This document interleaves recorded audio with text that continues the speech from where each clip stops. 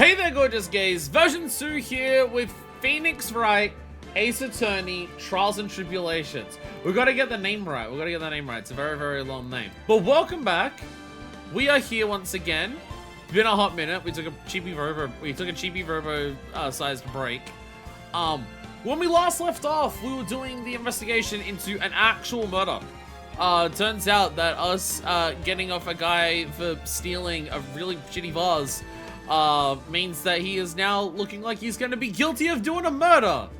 And we've been bamboozled. One thing I will say, based on the last episode, one thing I'm going to say, going forward, it might result in some episodes being shorter. I don't care. I think from now on, I'm just going to permanently stick to one episode's an investigation, one episode's a trial, one episode's an investigation, one episode's a trial. I think I'm just going to stick to that permanently. Because we had a short trial last time, it was like 2.5 hours.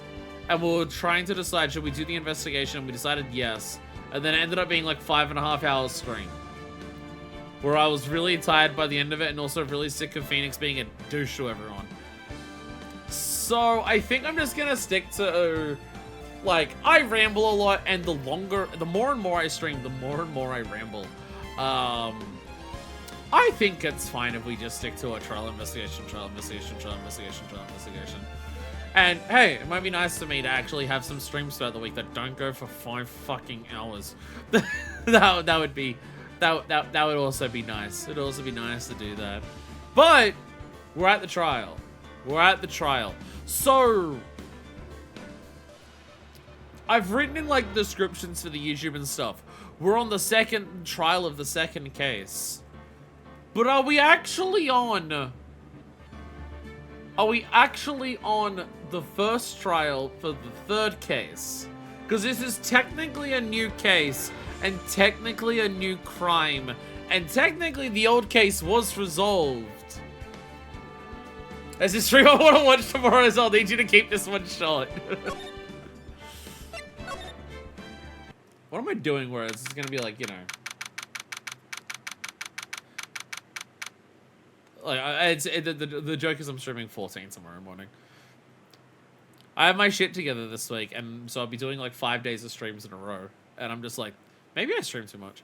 Go October 14th, 9:41, District Court. Defendant lobby number 4. Hey, Nick! What is it this time? See, like, Phoenix! She's your friend. You won't believe how many people are here for the trial. Well, it is a murder case. What are you talking about? They're here for the trial next door. Next door?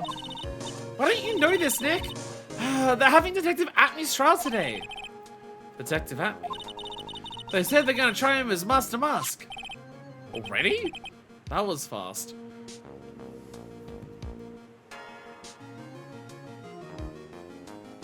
No, it's not! Phoenix, we are in a world where we frequently go to court the day after a crime. What the fuck are you on about? This is the normal speed that this justice system works at. Didn't we literally have the trial about Master Mask that we were in the day after the vase was stolen? Bro. Bro, it's been how many years? How do you not know how this justice system works?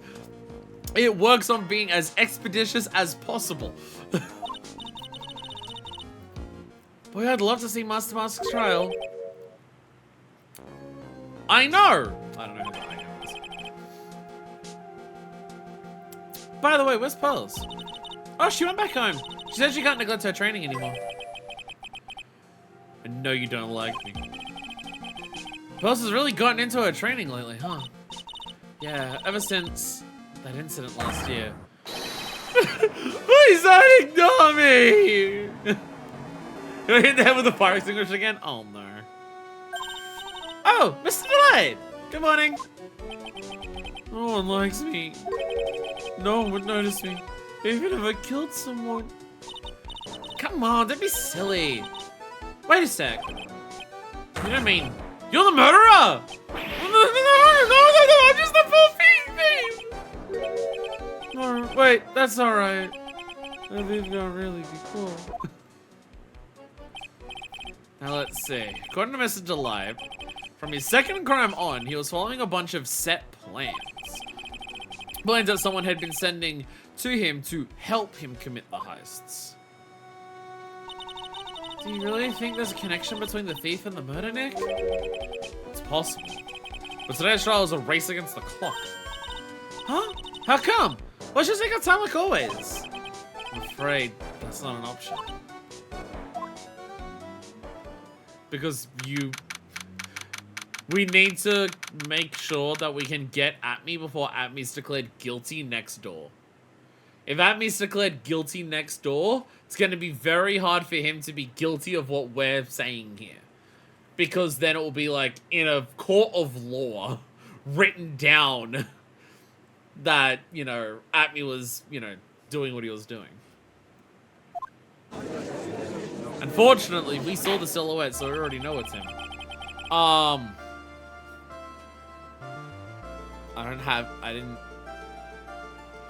didn't think the gavel bit through today. I don't have any gavels today. I didn't think about this. My moisturizer? That was loud. Does that sound gavelly? Close enough. Court is now in session for the trial of Mr. Rondelite. The defense is ready, Your Honor. Close. You're ready. Preparation is the last refuge of the week. Okay, settle down, everyone. Let's begin with your opening statement, Mr. Cadeau. He's got the judge in the palm of his hand. Again. Rondelite is simply too young to be sent to war. That's all. Probably should have been coffee instead. Ew. Ew. Hey, Cadeau. Question. What? I'm afraid I have no idea what that means, Mr. Cadeau. Ha! Then you need to get out more, Your Honor. Life is war. But that is exactly why you must be more precise in your wording. That's all my statement means. You understand now, right? Yes. Well then, let me briefly summarize the details of this case.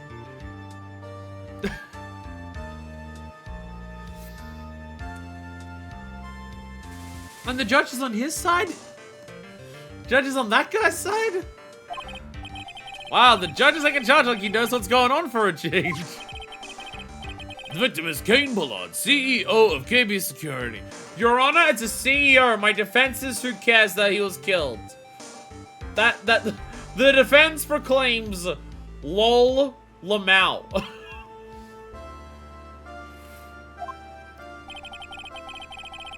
His body was found in a safe at approximately 9 a.m.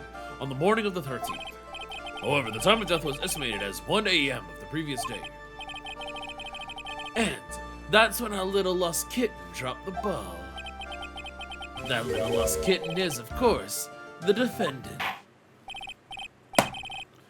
Very well then, Mr. Cadeau. Please call your first witness. I never drink more than 17 cups of coffee during any given trial.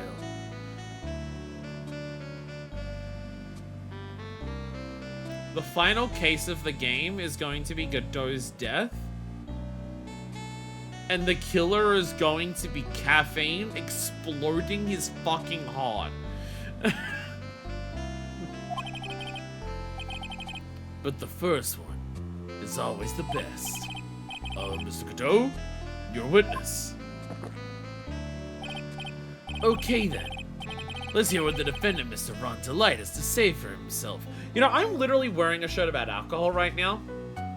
Like, I'm wearing a shirt, like, this is, it's a Captain K rule, because it's like, you know, Donkey Kong. I was playing Donkey Kong yesterday, so I'm just like, oh yeah, I saw this Donkey Kong, I want to wear it. Instead of sticking to the list that I have, because the list is thrown out of whack at the moment. But it's a spoof on Captain Morgan. You know, K rules in the same position, and has at the bottom Crocodile Spiced Rum. So, you know, it's a Captain Morgan, like, I'm literally wearing a shirt about Captain Morgan alcohol right now. And I feel like my identity is less alcohol than this dude's identity is coffee. Like, holy shit. Holy fucking shit. Let's hear what the defendant, Mr. Ronzolette, has to say for himself. The defendant? Well, Mr. Wright, does the defense have any objections? It may be a bit of a disadvantage having the defendant testify. But... I remember when Mia was defending me. She let me testify so she could do the cross-examination. She put a lot of trust in me back then. Hey, it's that thing that we saw in this game. It's the thing that we saw in this game. So what I'm curious... See, Your Honor, I plead that my identity is anything Metal Gear related, and I'll present that to my grave. I risk my case. And yet I still feel like you probably talk about Metal Gear less than Godot talks about coffee. What was I gonna say? Yeah, it's something that I'm curious about with this game. In terms of showing us that first trial with Mia. And how it's Mia met Phoenix. It makes me curious what Phoenix's arc is going to be in this game. Because, you know, the first game is very much mainly just him getting confidence and like skills and practice as a lawyer. You know, he's going up against people who are very good. He's got to like overcome overwhelming odds by both getting good and getting confident in himself as a lawyer. You know, it's his first time that he's doing this shit, so it's, you know, basic stuff. And it works well. And then you have the second game, and while it mainly comes down to the final case, there's little moments of it before that where it's about Phoenix, like, you know, advancing his concept of, you know, what being a lawyer means to him. You know, being a lawyer isn't just as simple as always defend my client and make sure they always get off. No, his overall goal of being a lawyer is, you know, providing a better outcome for like the right outcome. Even if it means, you know, he loses a case, you know, he wants the right outcome, and he has to, you know, be willing to go through like what he goes through in the second game to be able to reach that, right? So I'm curious where his arc is going to go in this game. If like they're like starting the game by showing us before he became one. Unless this game is more so like putting it to proof kind of thing, you know, like you have if we're talking about trilogy stuff again, like the obvious trilogy because just like a lot of tropes are reflected from it. You go to the original Star Wars trilogy. In terms of like Luke Skywalker, his journey to become better as a Jedi and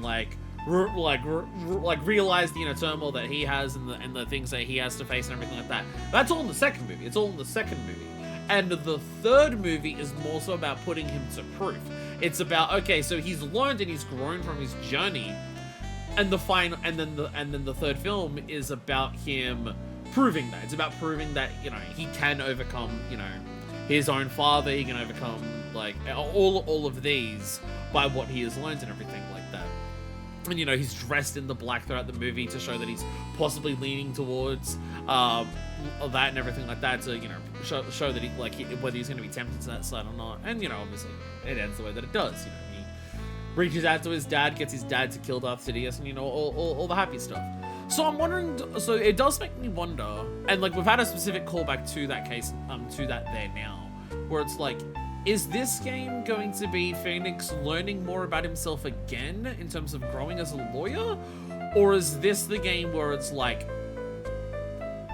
okay, he's had 2 games to learn it, now it's the storyline of him having to put absolutely everything together to overcome the biggest obstacles. Not necessarily learning a lot new about himself along the way or massively changing along the way, but just utilizing what he's got, what he has learned kind of thing. It does make me curious, because I also know there's like, you know, another trilogy after this.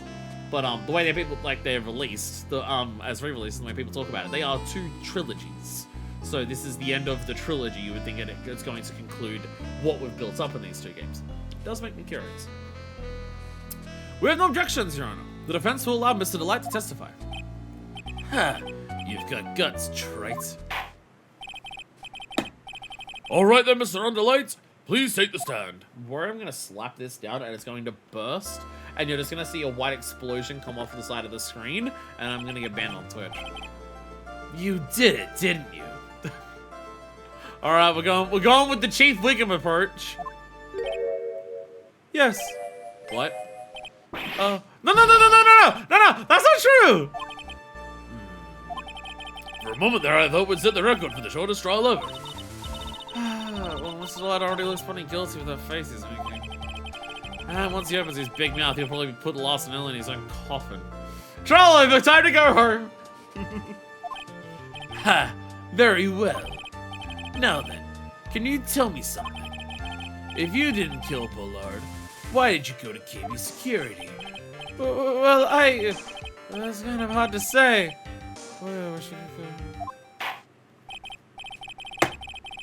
Now then, let's hear about some testimony about what happened about my visit to KB Security. That evening, around 1 AM, I went to see Mr. Bullard in his office at KB Security. What the fuck was that voice? That's not his voice. The blackmail letter I got there. It ordered me to go there. I've been working for KB Security until a year ago, so I knew where his office was. 1 AM. The exact time the murder took place. The weak get washed away by the tides of fate. The strong drink it up. Ha! It's bitter today, too. Just like my destiny. You never know that from the way he's chugging it down. Mr. Wright, your cross-examination, if you please. Okay, so very simple. I went there. Whole day. 1 AM, huh? You're absolutely sure about that? Yes. That's what my watch said when I was entering the CEO's office. No. Actually, not really sure. My watch was slow and my internal clock was also a bit... 1 AM. That's the exact time the victim, Mr. Bullard, was murdered, correct? It's too late for a coffee date, that's for sure. The blackmail letter I got, it ordered me to go there. It ordered you there? It was the first time I got a blackmail letter that ordered me to go somewhere. Does that mean you've gotten other blackmail letters then? Of course. They'd say things like, steal this, or take that. Why don't you save those for later, Mr. Delight? Now what should I do? Leave it for the time being, because I don't want to blab more. I'll just take this one slowly. Wow, Nick, you kind of look like a politician planning out your next move. But we can't be security until a year ago, so I knew this where his office was. You used to be a security chief at KB Security, right? Yes, that's right. A security chief? You? And yet, a year ago you were fired without notice. Revenge for an old grudge? A perfect motive for murder, wouldn't you say? This isn't good. Maybe I should change the subject? Life after being fired, why he was fired, and don't say anything. Why were you fired? Mr. Delight, please tell us why you were fired from Gambit. Well, the world is filled with those who have said, I wish I'd never asked that. Okay then, I take it back. Defendant, please answer the question. I needed money. You needed money?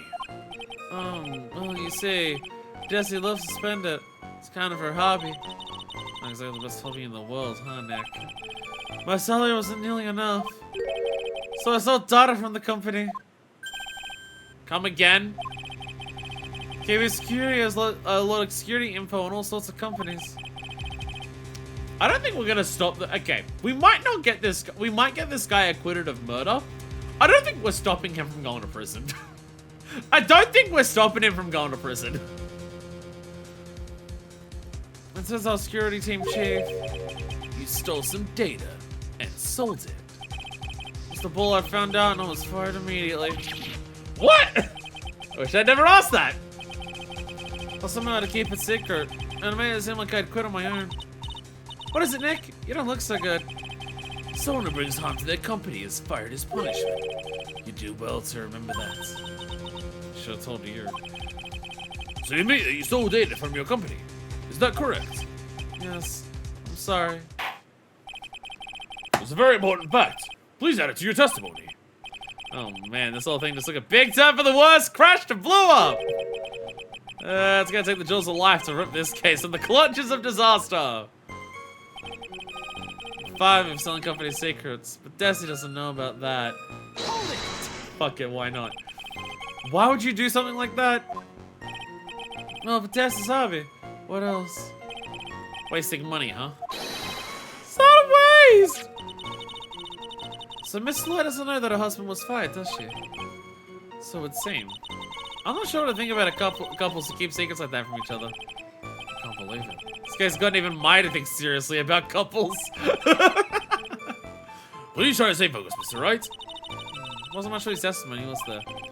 Sounds like he's avoiding something. At least that's what it sounds like to me. Uh-oh. I have a bad feeling about this. You better be careful. We don't find a way to make him spill the beans. And then we get closer to the truth. Yeah. Alright, so let's push on this again. I'll get him to just say more shit about how much he was blackmailed. Just press harder. So what did the blackmail letter in question say? It said to bring $50,000. Money, eh? A perfect motive for committing murder. Oh, but wait! I never intended to pay that money anyway. Oh, is that right? After all, he had nothing to hold over my head. I had nothing to be afraid of. An important point indeed. Witness, let's have that added to your testimony. Yes, sir. Huh. A money mudskip for out of space has better chance of surviving than I do. My mother didn't scare me. It wasn't gonna cause me trouble or anything. Just what were you being blackmailed about anyway? The blackmail letter said if you don't want your identity revealed, correct? I'm sure it was referring to the whole master mask thing. Objection! Objection! I'm afraid that reason isn't going to hold up anymore. I honestly prefer my voice. I'm trying to make it sound more suave than my Edgeworth Shadow voice, but I'm also bad at this. I'm afraid that reason isn't going to hold up anymore. What do you mean? The victim had no proof that offender was Master Mask. But you were the one who stole company secrets only 1 year earlier. But that was all over with once I was fired. But it is true that the fact I stole secrets was kept under wraps. Even so, there was no reason for me to pay up now, a whole year later. Is that really true? What is it, Nick? I thought that Ron was still in company data. I wonder if he would have had a problem if that ever became public knowledge.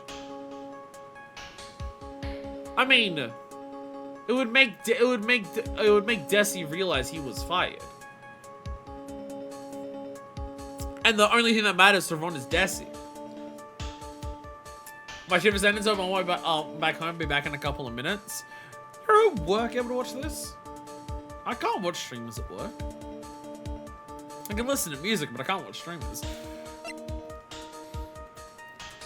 It would be an issue purely because like it would mean that Desi would know he was fired.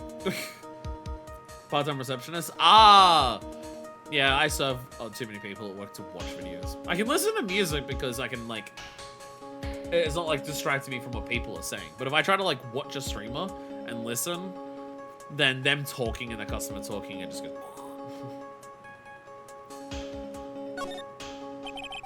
Mr. Delight, I believe you would have been in considerable trouble if your identity as a company data thief was made public. Mr. Wright! What are you trying to do by bullying your own clients? Huh. Men are like colonies of bacteria. The more heat you apply, the faster they grow. That's exactly right. Well then, feel free to keep up the heat, my little layer amigo. little later, amigo. Yes, now come on. Provide some evidence to back up your assertion. Why would Mr. Delight want to keep his data stealing secret from going public? Do I just choose Desi? I'm gonna choose Desi. Mr. Delight, what you said just now doesn't match with what you told me yesterday. Huh? What doesn't? I think you must have been scared. Very scared. Of having a certain person find out your secrets. Well, a certain person? Miss Desiree Delight, the defendant's wife. Ah, but listen to me, my Desi, she's... Looks like if I just sit back and relax, the fun will end before it truly begins. I can tell! I mean, I am making things worse for myself here. Yes, we know. It was all your wife's fault. What do you mean? Mr. Delight sold company data to pay for his wife's spending habit, for which he was fired. Unable to face his own wife, someone used his dirty little secret to blackmail him. And that is how this murder came about. Oh. No, everything's falling into place for him. Don't talk about my Desi like that. Oh, you'll be sorry. I'll fucking kill you, you son of a bitch. Well, it seems that we've learned a great deal of things here so far. What do you think, Nick? I think it's possible to get so thoroughly whipped in just 20 minutes. Clearly, there was sufficient motive for murder. He stole data for his wife, and he killed to protect his secrets. A family man who cared just a little too much. The motive is clear. Let's move on. Well, yeah, this is going great. Let's go. Oh, there were sirens. What happened at the crime scene at 1 a.m. in the morning, Mr. Wright? Come now, tell us. We're all ears. I stabbed him with a knife, and then I strangled him, and then I shot him with a gun, and then I threw a grenade at him. But I promise they were all after he was already dead. I was just mad.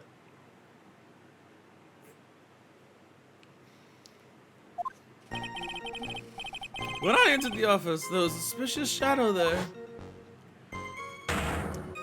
Oh, I wonder who that could be. Suddenly I was hit on the forehead.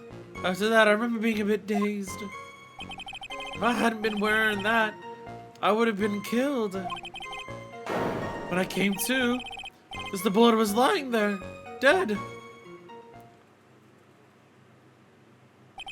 I see. Suddenly hit on the forehead, huh? I believe the detective from yesterday provided a similar testimony. He said that Master Mask struck him on the head from behind. Of course, the time he turned out to be the culprit himself, that was all a lie. Ha! No one's gonna believe a pathetic lie like that. What are you saying? Everything was attacked! We'll find out what you say is true or not during the cross-examination. Got that, Mr. Trite? Don't go easy just because he's your client. If I see any sign that you are, I'll treat you to another cup of my special blend. You don't need to worry about that, Mr. Qatar. I have faith in Ron. I know he didn't do it. At the Kaio's office. At the office, there was a suspicious shadow there. Who was this suspicious shadow? If there was 1,000 on me, and if even one knew, I'd tell you. Trust me. He's dodging all of our questions. He's not helping us win this case. Okay, then how was the victim as the bullard at that time? What do you mean by how was he? Was he already dead? Was he still alive? Maybe he was the one who hit you in the first place. That's a good question. What do you think, Mr. Wright? Forget it. Someone's hit on the forehead. After I'm being a bit dazed. Your forehead? Yes, I was hit on the forehead as soon as I entered the room. It was an amazingly fast and powerful attack. Do you remember anything about who hit you? Well, like I said, it was fast and powerful hit. So I think I was a little dazed for a while. Apply directly to the forehead. I don't think Mr. Light even grasps what you're asking. Yeah, I'd like to show him a fast and powerful to myself. Maybe that'd make some sense back in there. Your Honor, is it okay if I assault my own client for being an idiot? If I had been wearing that, I would have been killed. Wearing what, my guy? That? Could you please clarify what you're referring to? My Master Mask costume, of course. Oh, wait just a moment. Master Mask. Huh? Oh, did I forget to mention it before? Just be on the safe side. I dressed as Master Mask. And then I descended upon the office of the CEO of KB Security. What? Nick, did you know about this? You never told me this. I don't recall him ever mentioning it to me either. Even I didn't know. Even I didn't know that. It seems our little friend really loves to keep secrets. I'm sorry. I just haven't had a chance to mention it up until now. Wait, that's not right. You know, sometimes things just slip your mind. Ha! My 6th cup of coffee is stirring up in me coldly. At any rate, we can't ignore this new piece of information. Witness, please correct your testimony. I'd have been killed if I hadn't been wearing my Master Mask costume. Why were you dressed up as Master Mask? What? Because I'm Master Mask, of course. What are you talking about? Master Mask's trial is being held next door. Yeah, I guess so. Anyway, that time. I thought I was being blackmailed over the Master Mask issue. So I thought that I should go as him, just to be safe. Oh boy. Let me tell you, it's a real pain to move around with a cape. That's why it took a lot longer than I expected. Took a lot longer? What the fuck are you talking about? What took longer? What do you mean by took a lot longer? Oh, opening the safe, of course. My cape got caught on the safe door, you see. This all happened when I was hiding Mr. Bullard's spot.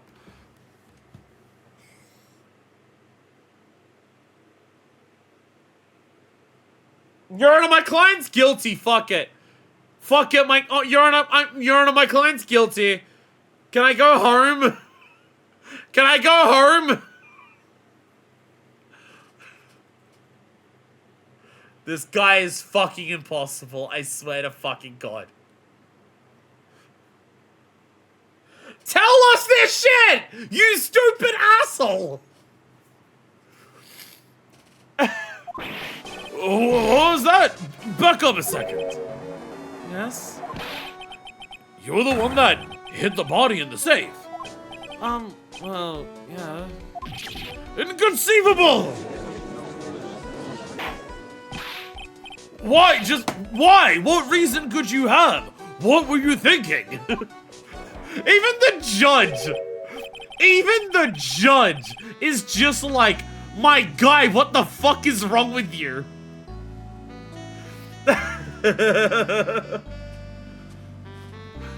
Question. When does someone toss their dirty shorts in the washing machine? When they shit themselves like I'm gonna do right now?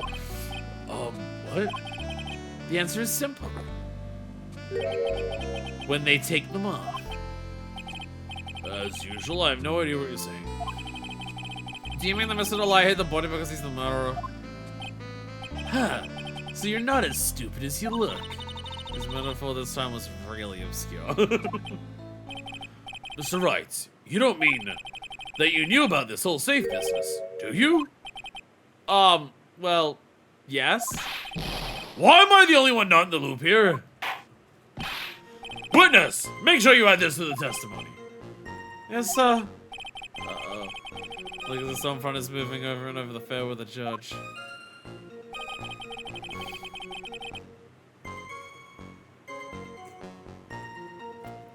Did he actually? Phoenix said that he knew about it.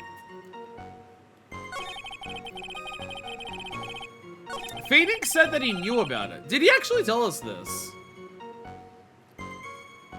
It's been a while since I did the last episode, so Did he actually tell us that he was the one who hid the body? If he did, I forgot that he did that. But still, though. But still, though. When I came to, Mr. Bullard was lying there dead. And you came too. Yes. I was passed out in the corner of the room. Do you know when your assailant made their escape and to where? I thought that wasn't actually from this hurricane. I think so. It has been a while. I'm afraid I don't really remember. Huh? Once they hit me, I lost all track of what was going on. I think that's when they made their escape. Ha! That's certainly a convenient story for you, isn't it? It certainly is, isn't it, Mr. Wright? It almost sounds practiced. I don't know why you're telling me. I panicked and hid the body in the safe. It took about 10 minutes. Why did you hide the body in the safe anyway? Well, because it wouldn't fit in a drawer.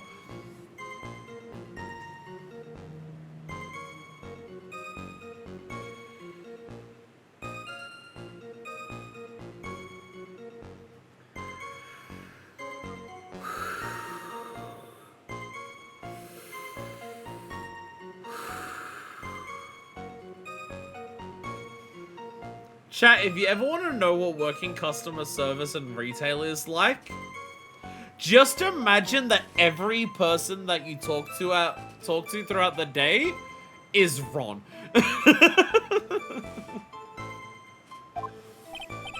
That's not exactly what I meant.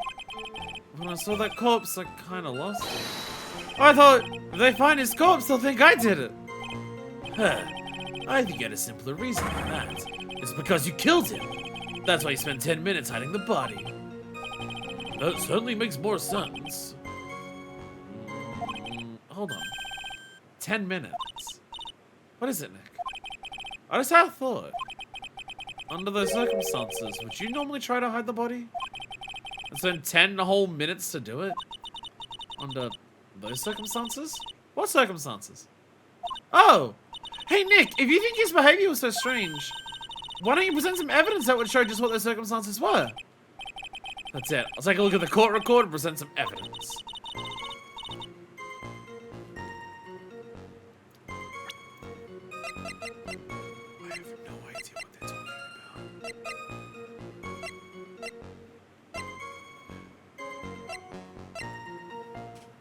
about. Oh, the alarm? The alarm?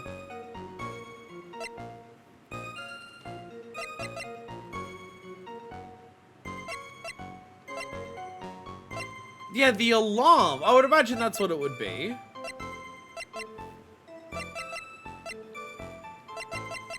If the alarm was going off, why would you try to hide a body?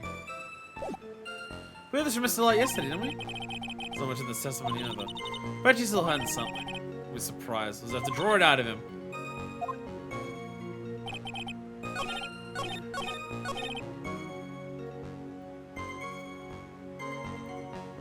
Okay, so repress this. Do I present it at the beginning or?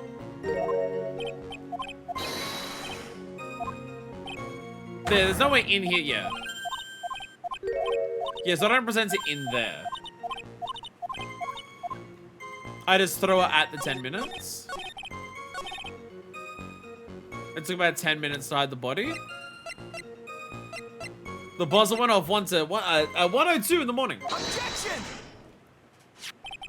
Your Honor, could you please take a look at this record? And what might this be?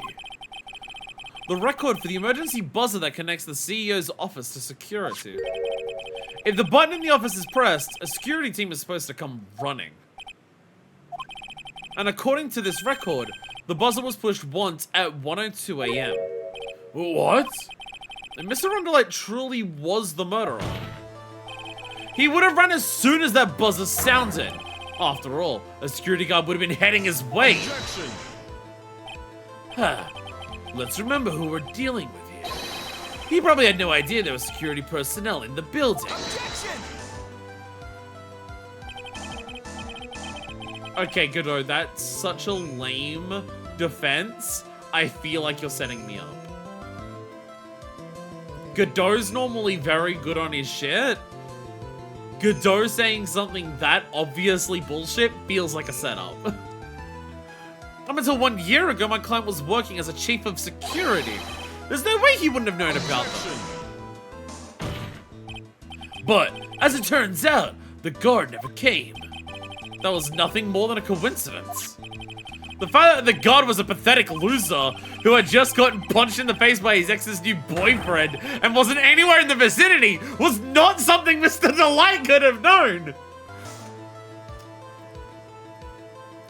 Phoenix, do you need to let some feelings out about some people?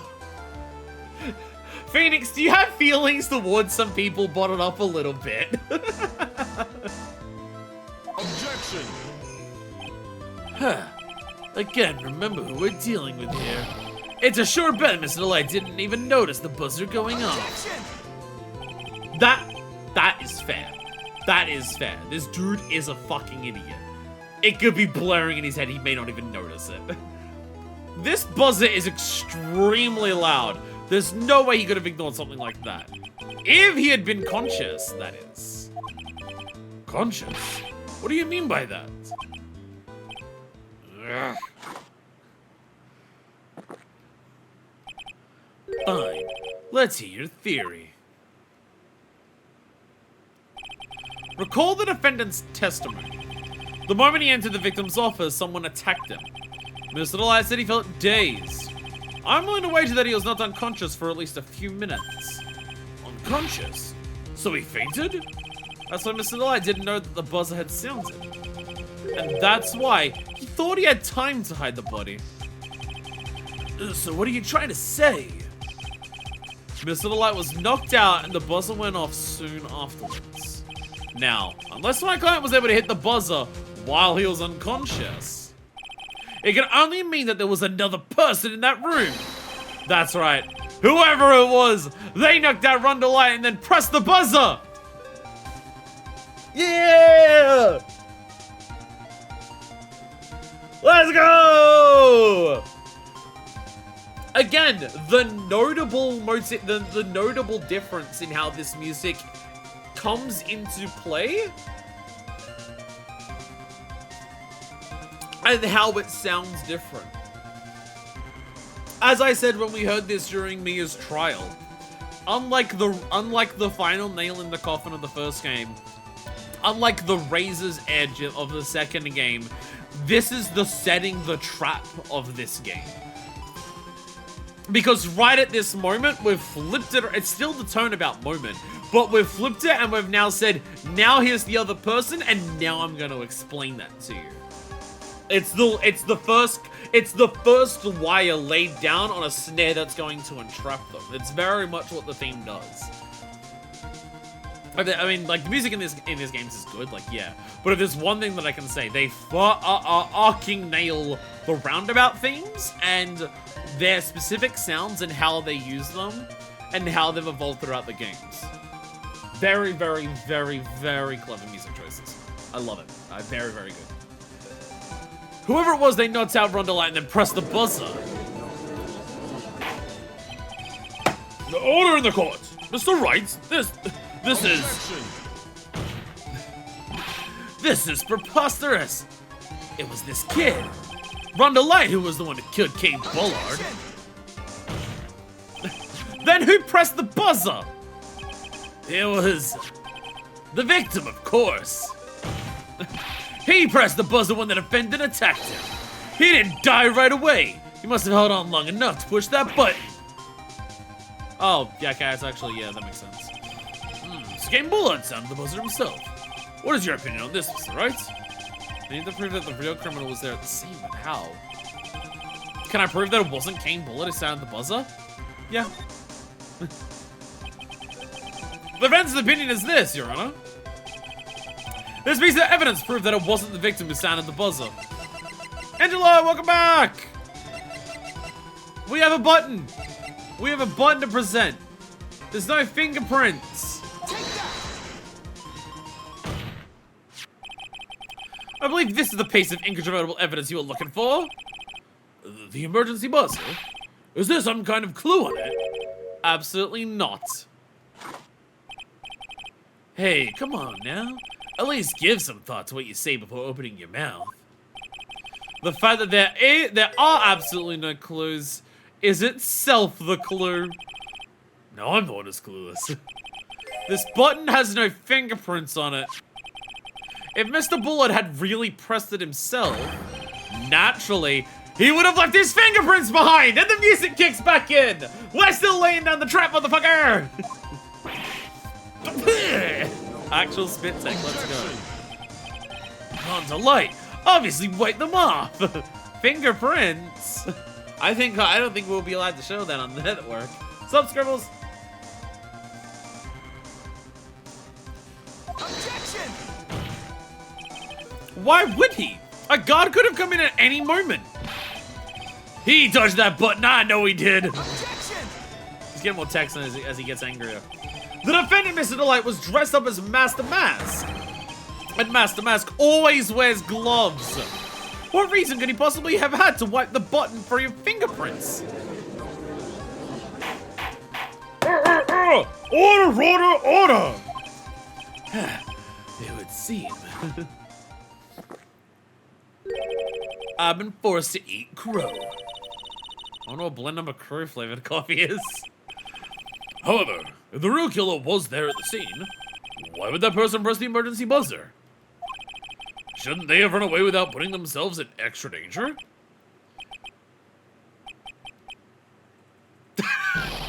What is with this awkward silence all of a sudden? They pressed it so someone would run in and find Ron. Huh. It looks like you're fresh out of parlor tricks. They're onto your neck. Just give me a minute to collect my thoughts. I was yelling a lot. The real culprit killed Mr. Bullet around 1 a.m. And Mr. Delight just happened to waltz in when the murder was taking place, right?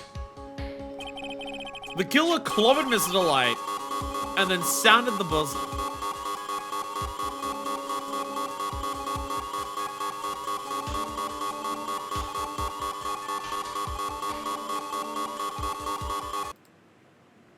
Ah! Ah!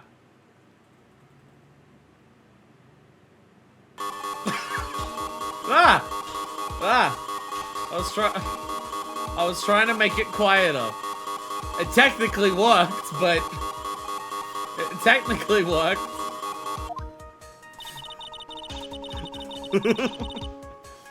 You know, security was supposed to respond right away if the buzzer was pressed.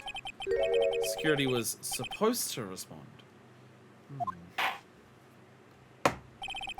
Time's up, Mr. Wright. Let's hear what you have to say. Not even granting us some fire alarms. What about alarms? What about when you decide to hate yourself for a half an hour and you enter MSQ roulette and you get Castra Meridianum and then the alarms start playing, but you're not aware that you can actually just go ambient sound set to 0 and then you don't have to hear them for the rest of the dungeon. Let's hear what you have to say. Very well then. Whoa, you've got some guts. I like that in an opponent. Why did the real killer sound the emergency buzzer? To call security guard to find out what it did, they didn't mean to. Okay, well, you're making it very obvious for this one, so just call the security guard. The killer knew that if they pressed the button, a guard would come running. And that was exactly what they wanted. Do you mean to say the killer called the guard on purpose? Yes. Although, as it turned out, he never showed up. Because he was getting his clock cleaned at the time. Huh. What a touching story. You're saying the killer had a change of heart and called the guard to turn himself in? No, I'm not. When that buzzer sounded, there were 3 people in that office. The victim, King Bullard, who was already dead. The defendant, Rhonda Light, who was out cold. And the third person, the real killer. Keep showing us Appy's portrait. Make it really obvious for us. Hypothetically, yes. Now then, in this situation, if the real killer made an escape, what would happen? The only ones left in the room would be the victim and Rhonda Light. And when security guards came running in at that time, They would think that I was the murderer. Yes, that was precisely the real killer's objective. To frame Rondelite for the murder.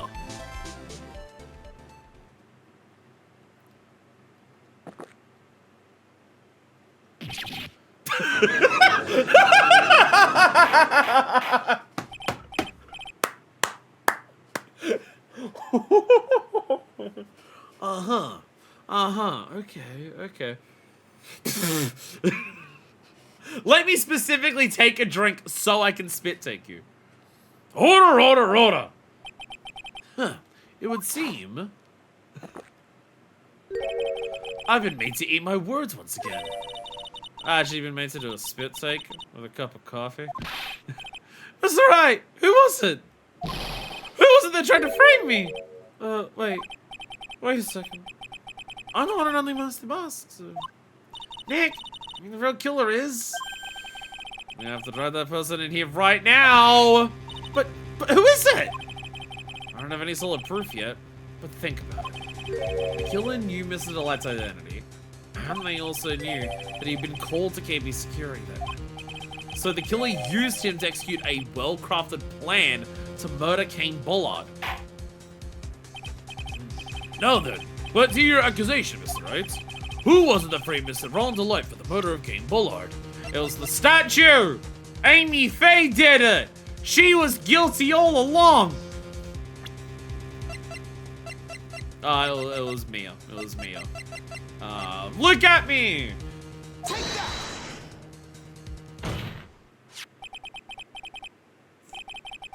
Detective, look at me. Is the only one who could have done it. It was Larry! Larry's the murderer! That's why he was so slow to show up as a guard. Ace Detective, look at me. You mean Master Mask did it?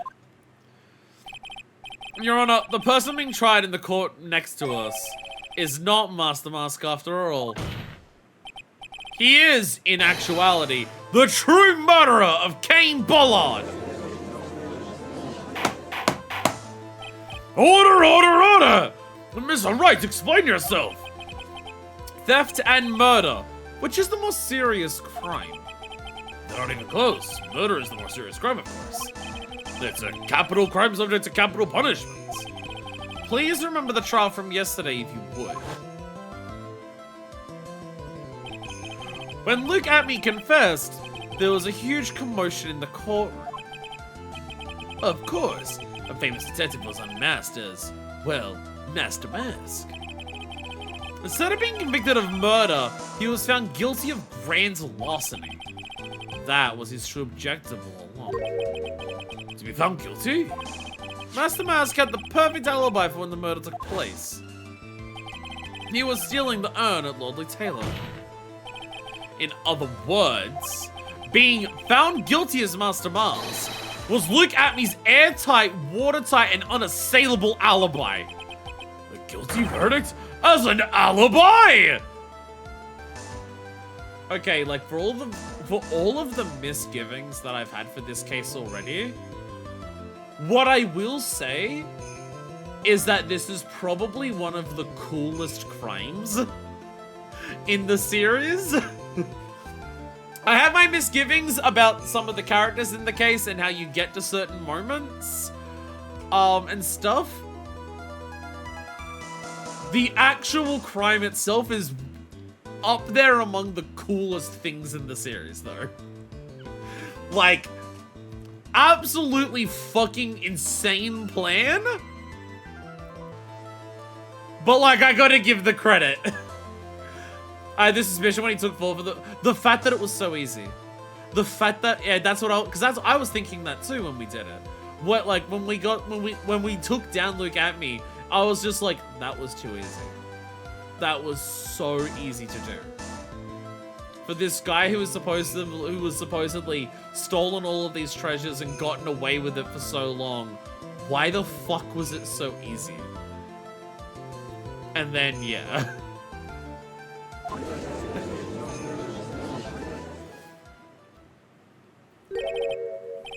You know, it's almost time.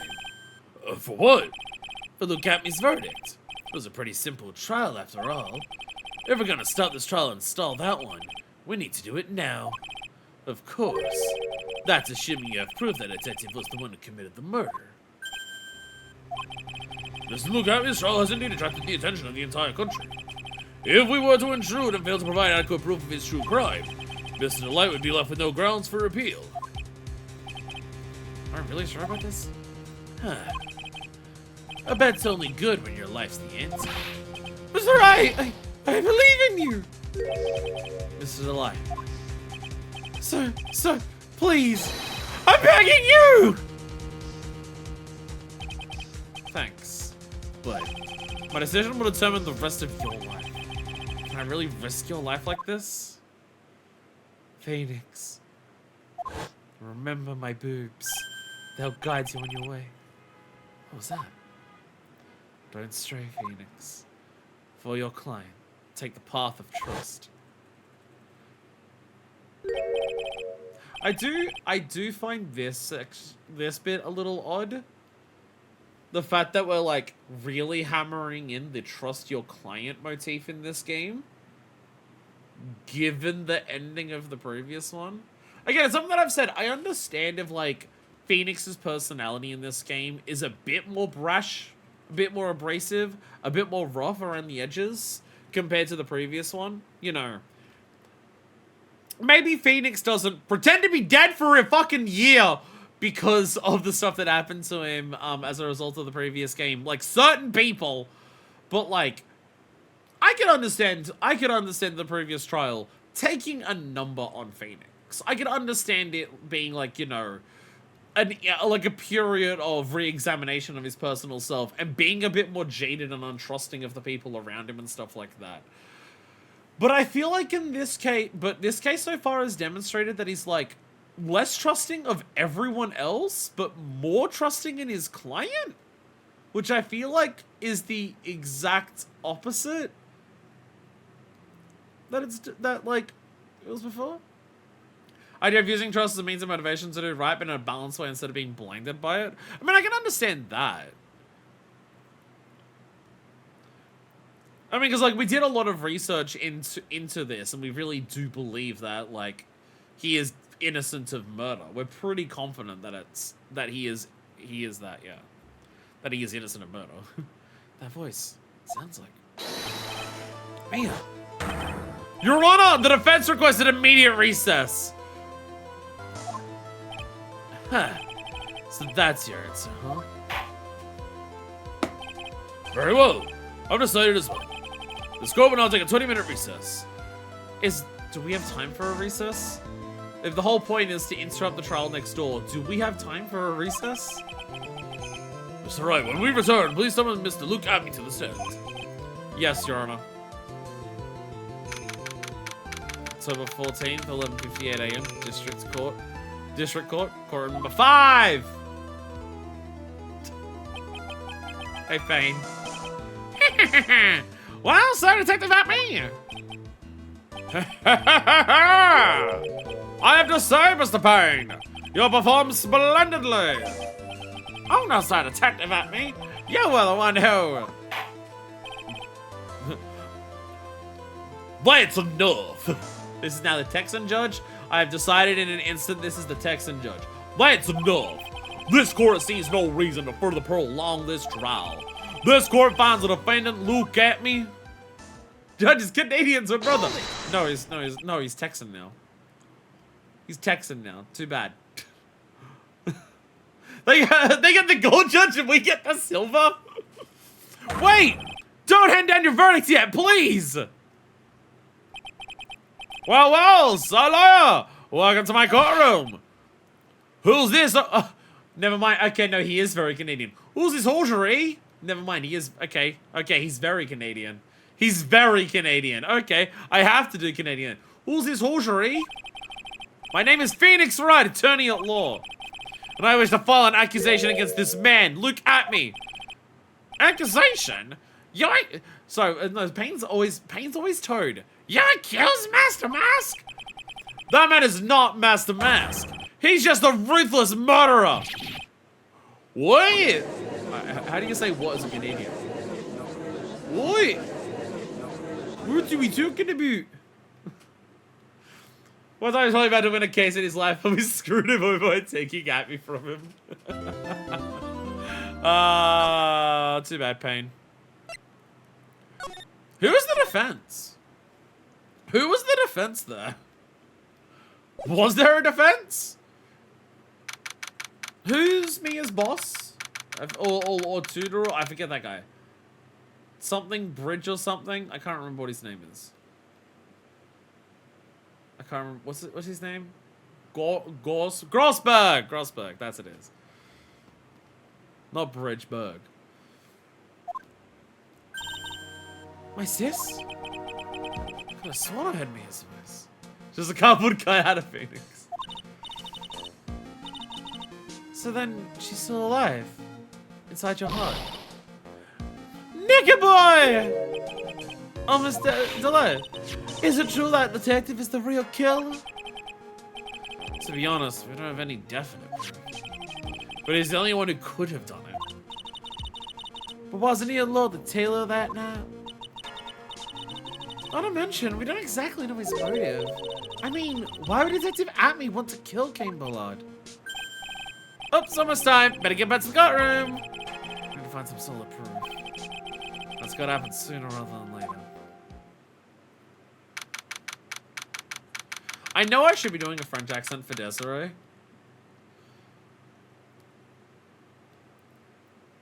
But it's gonna be really bad, so... Everyone's... If I can't do an accent, everyone's just some form of Southern. They're just some form of Southern if I can't do an accent. Not because I can do a Southern accent well, but because it's easier to do a bad one than it is to do a bad one of other accents. Now then, this court is back in session. Mr. Luke Atme, please take the stand. Whoa, whoa! How do you do, sir, lawyer? I never would have thought to see you acting so recklessly. Couldn't let them hand down your verdicts just yet. No one would have given you your perfect alibi. An alibi by the name of Master Mask. I'm sorry. I'm afraid even the great Luke Atme has no idea what you mean. Of course, I have been in the next courtroom ever since 10 o'clock this morning. I'm afraid there's no way I can know what's been going on in here. You've been in the defendant's seat all day long, correct? Being tried as Master Mask. Indeed! That's really child's way to fool the ignorant masses. I did the poor fools ask me to protect their valuables. They even gave me a generous reward upon returning their own property to them. Take this red diamond that sparkles upon my divine finger, for example. So you continue to insist that you are, in fact, Master Mask. Of course. Very well then, Luke Atme, let us begin with this simple question.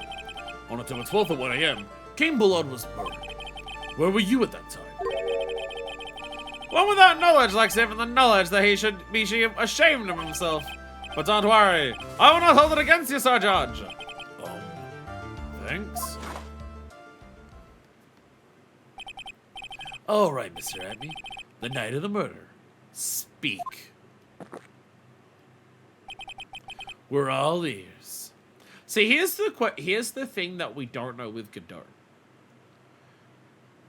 In Ace Attorney 1, we thought Edgeworth was, you know, an unscrupulous bastard who was just trying to get a verdict at any way possible. We ended up realizing that he does care about the truth. He just, you know, was led to believe that he was always correct.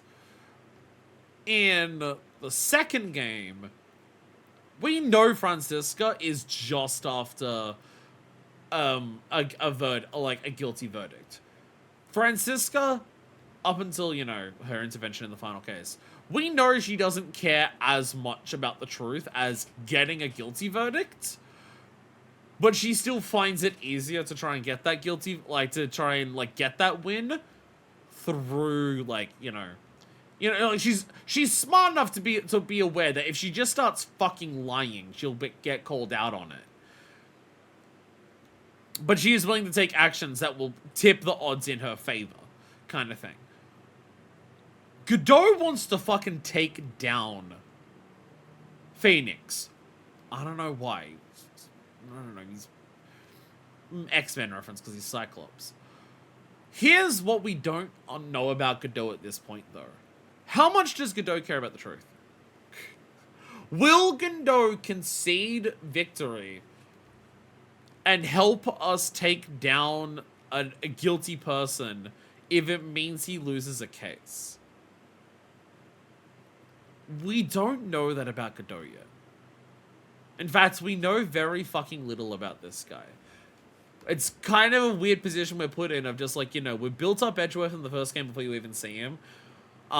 Just by like, you know, his reputation. And then obviously Francisca has the, you know, she is the son of Manfred, so we already have that build up. Godot just fucking appears. This guy has just appeared. So we have so little idea of like what his deal is compared to anyone else. We don't know if you unlock his apprentice's hearts with her. Don't we make him learn that coffee sucks first? 10 out of 10 development. As your wish, Sir Prosecutor. The Alibi. I was stealing the honors, Master Mask, just as I announced I would. I had more than enough time to prepare. It was a pathetically easy job. The photograph contains no words, but in this case, one turned out to be my witness. The time at which the camera captured Master Mask was the same time as the murder. It seems the main point of discussion will be this photo of the crime scene. Everything else up until now is all part of his plan. There has to be a secret to this picture as well. Even the great Master Mask cannot be in two places at once. Now then, if you'll excuse me. I have a verdict to receive.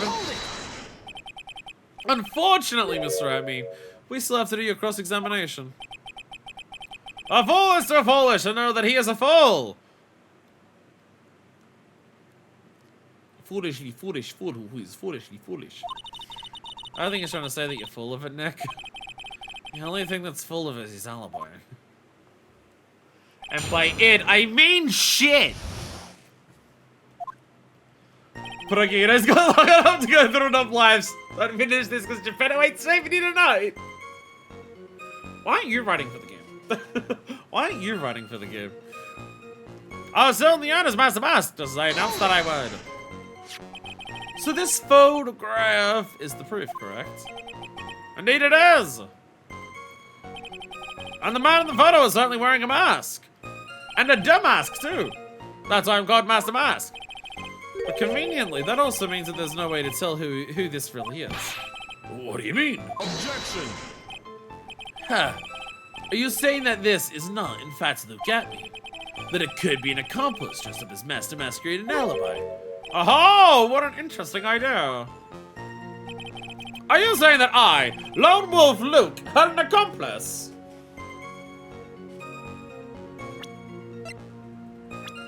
I'm saying it's possible, but I don't think we actually do have one at this stage. At this stage, I don't think so. Look at me as a game of security during the murder. But the Master of this picture has to be a fake. And there really was an accomplice. But right now, I have no idea who it was. I don't have any idea right now either. Based on objections are just what the guy wants. There's gotta be another way. I'm gonna find it. I had more than enough time to prepare. It was a pathetically easy job. Poor Adrian. I believe Adrian Andrews hired you at one point. That's right! That was over 20 days ago, if I'm not mistaken. You sent the calling card to Lily Taylor 10 days before the heist. That would mean you sent out the card after you began your security watch, right? Indeed! There's no reason why I couldn't do both jobs at once. It was a perfect opportunity to steal my latest targets. I see. You truly are evil, aren't you? Yes! Evil is what I am! For stealing shit! And not for murder, to be fair. Stealing a vase, murdering a CEO. I know we asked the judge what was the more serious thing before, but like, I feel like we should ask again. Hey, Nick. Is there something odd about this? Hmm? You mean the fact that all the other things that were stolen were expensive and the thing that he stole this time was a piece of shit? Offense at least like 20% intended? Detective Avenue was always proud of his ace detective skills, right? But if the owner stole him all the Taylor while he was the only one watching it, he'd have no way to maintain his perfect ace detective persona. No, that's true.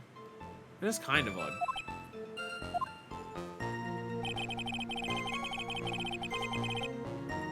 Photo contains no words, but in this case, one turned out to be my witness. Hold it! So by photograph, you mean this piece of evidence here? Is that correct? Indeed it is! That is it! The very thing that proves I committed the crime! The very thing that proves you committed the crime. When you think about it, it's really odd. You say that almost as if you had this picture taken on purpose. Objection! He was simply caught by the very camera that he had set up. We all have days like that. Indeed! It turned out that there was no such thing as the perfect crime after all. Life is truly an ironic thing. A sad blue melody.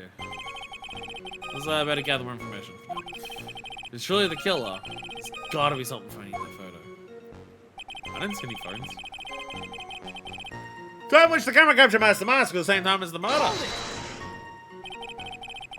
Your Honor, I would like to posit that instant transmission exists, and that this photo was at 058, and that the alarm at the KB security was 102. Your Honor, I would like to submit that Luke at me is indeed a jumper. It would not be the most ridiculous thing I have said in this courtroom. Daylight savings? Oh god, no. Oh, if we have a crime that's revolving around daylight savings switching back, oh god. Unless we've already had, we may have already had that, I honestly don't know. About the camera that took this photograph. Oh come now, it's also clear what you're thinking. Huh? You think I ought to know about the photo, don't you? I'm afraid that's impossible. That'd be super creative, not gonna lie. No, I already have enough issues, like having to schedule shit for streaming when it comes to daylight savings. Because I have to interact with my own daylight savings and everyone else's daylight savings. This is why when I upload a picture of my fucking schedule, I just put it in G at like UTC time plus minus 0. You fuckers can work it out yourselves. Japan doesn't use the probably not Japanifornia either. Japan, the one good country, it turns out. Thing Japan. But Thing Japan in this instance is not having fucking daylight savings. I'm afraid that's impossible. The camera was set up by Lord the Tailor. And on top of that, it was Lord the Tailor's staff that printed that picture's data. Unfortunately for the defense, there's no way that picture could have been altered. I see. Looks like I'm about to finding something else that could be suspicious. So his alibi is false. It has to be, or he couldn't have killed Mr. Bullet at Cave Security. But I'm not really spotting anything unusual. There are two possibilities. Either the master mask in the photo is a fake, or the photo itself is. Looking at the map, it's literally just US, half of Canada, Europe, Chile, Egypt, and half of Australia and New Zealand. That's why do we still have it? Just get rid of it. Oh my god. Just fucking ditch it. Just get rid of it. There's so few of us left. Just tell it to fuck off and die already. I fucking hate daylight savings here. You know how annoying it is to be like, oh boy, can't wait to go out in my nice clothes that are like long sleeves and long pants because I'm a metalhead. And I go out and I leave the house at 7:30 at night and I'm still sweltering because it's the sun at 7:30 p.m. at night. I fucking hate it. Fucking hate it. It's so fucking stupid. Does anyone like it? I only know people who bitch about it. Like, the one advantage to it is if I'm in daylight savings and everyone else isn't in daylight savings, my stream starts 2 hours earlier than what it currently is, where I'm not in daylight savings and other people are. But even then, if it was just gotten rid of everywhere, then it would just be in that, like, the 1 hour middle ground, and that would be fine for year round. Okay, so not present. Well, I can go present. I just don't actually press present. So yeah, that's the photo of the treasures. Warehouse camera went off at once around 1 AM on the night of the crime.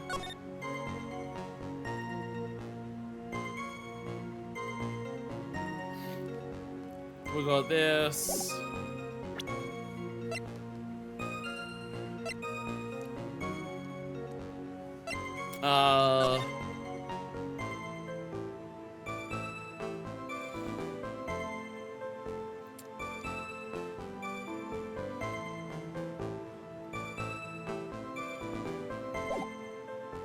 Because in the photo,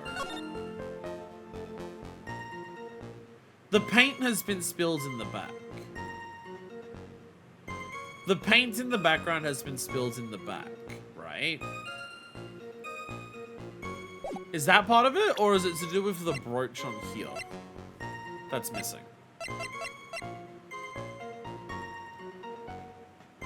Found in the shadow of Amy Face statue.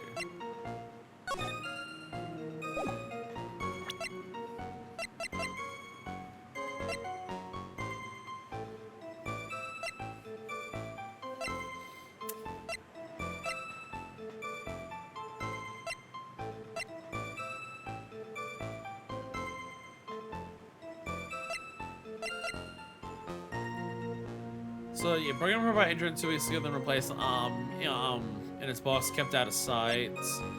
Adrian dropped the urns box 2 weeks ago. She also knocked over some paint. Wooden box had sacred urn in it, had big stains on it.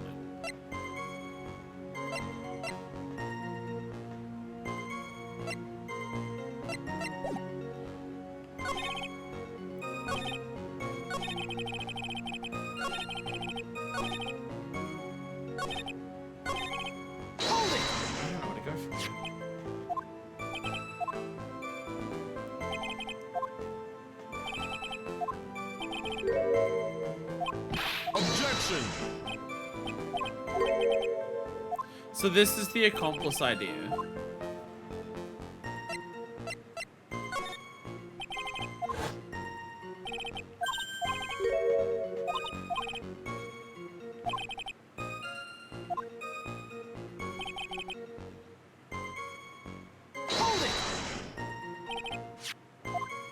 Yeah, Adrian, that was over 20 days ago, if I'm not mistaken, that Adrian hired you. And the calling card was 10 days before. You sent out the card after you began your security watch.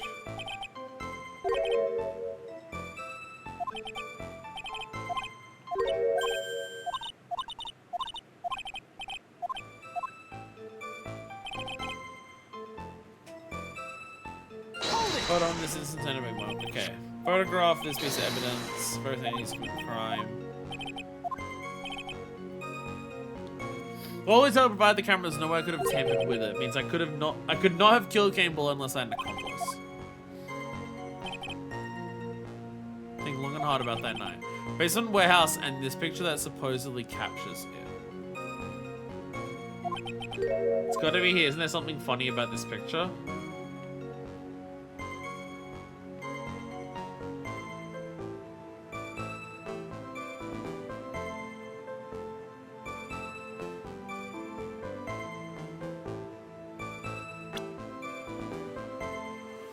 When did this move?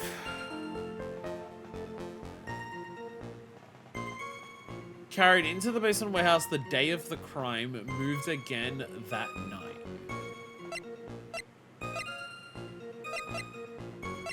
This, I can't... Because here's my thought process in terms of the paint. That's what I'm thinking. That's what I'm thinking. Because it started on top of the paint and then it was moved off the paint. I know that's the order. So I'm trying to think that means the night of the crime, it was on top of the paint. I believe.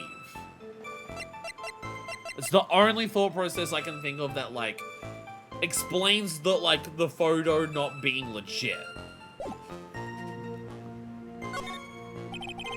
I am lying that this picture is a fake. Bet I am. There's definitely something strange about this picture.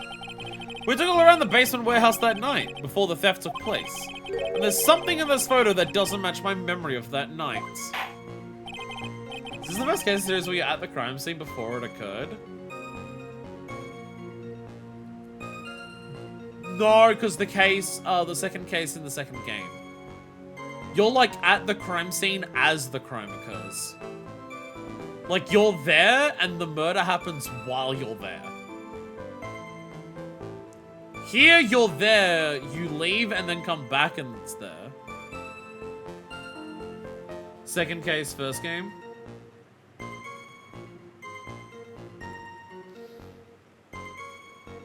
I mean, because it's just Mia's office. It's just Mia's office. So I guess, yeah, you've been there multiple times. Because the crime scene is just the office.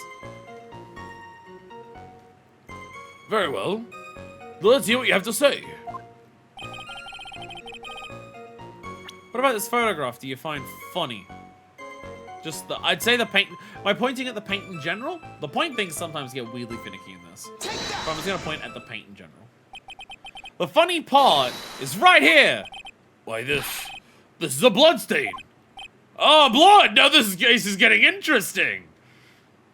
We are not. Once again, oh, I was like 2 years before there was a crime there. This is not Danganronpa, Judge. Not exactly. This thing is actually pink paint. God damn it. Same brain. Oh, it's pink. And peach color at that. From blood to peaches. Judge sure loves getting on his wild tangents. The problem with this photograph is not the paint. The problem is when you consider the layout of the basement warehouse. It turns out that something that should be there is nowhere to be seen. The question is like, this is just Phoenix saying it was like that the other day, though. This is Phoenix just saying, nah, something is wrong because I saw it the day before. It was totally different. It's not very airtight because it's just Phoenix is just saying it so. I mean, we'd have to get in Adrian to confirm. Like, Adrian would have to be the one to confirm it because you know, it's her setup and things like that. Your Honor, would you like to attend Hope speak as the ultimate judge?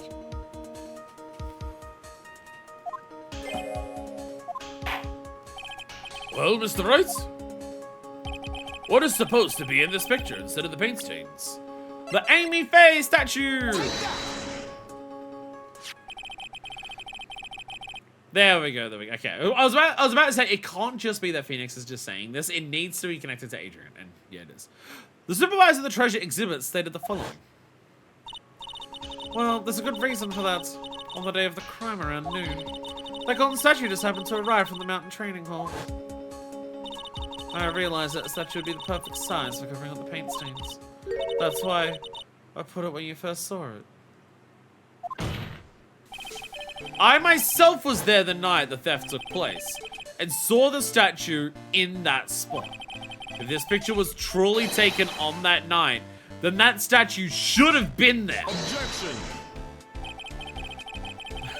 But when I went there the day after the theft, that statue in the old bag was sitting in the corner. That is my assistant? Mom? Mom? Is it just Mom? I'll be honest, the Faye clan is confusing to me. I forget who's who. Mom? Grandma? No, Grandma. No, because it's Amy. Grandma. Oh, and grand ancestor. Look. Yeah. No, Morgan's. No. I was about to say Morgan's the mom. No, who's. No. No, not Morgan's not. Wait, is Morgan the mom? I cannot get my details correct about who is who in the family. Who's just Morgan? Pearl's mom! Pearl's mom! Pearl's mom! Pearl's mom! Pearl's mom! Pearl's mom. 6 gotten 7 times removed. So who's Mia and Maya's mom again? She's the one that was in the case where Edgeworth's dad was killed, right? Misty. Yeah.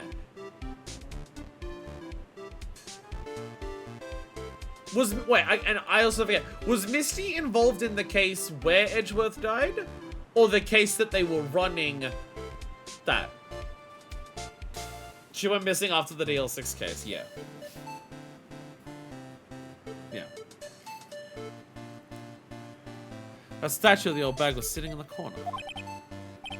Is there anyone else in the family that we know? I don't think so. I don't think so. Because it's just Mia, Maya, and then Misty, and then you have the aunt, who's, yeah. And then there's Morgan, and then there's Pearl. But there was like 7 Ace Attorney games, so. They had no idea who killed Edward's dad, so they called in Misty. That was it, yeah. That was it, yeah.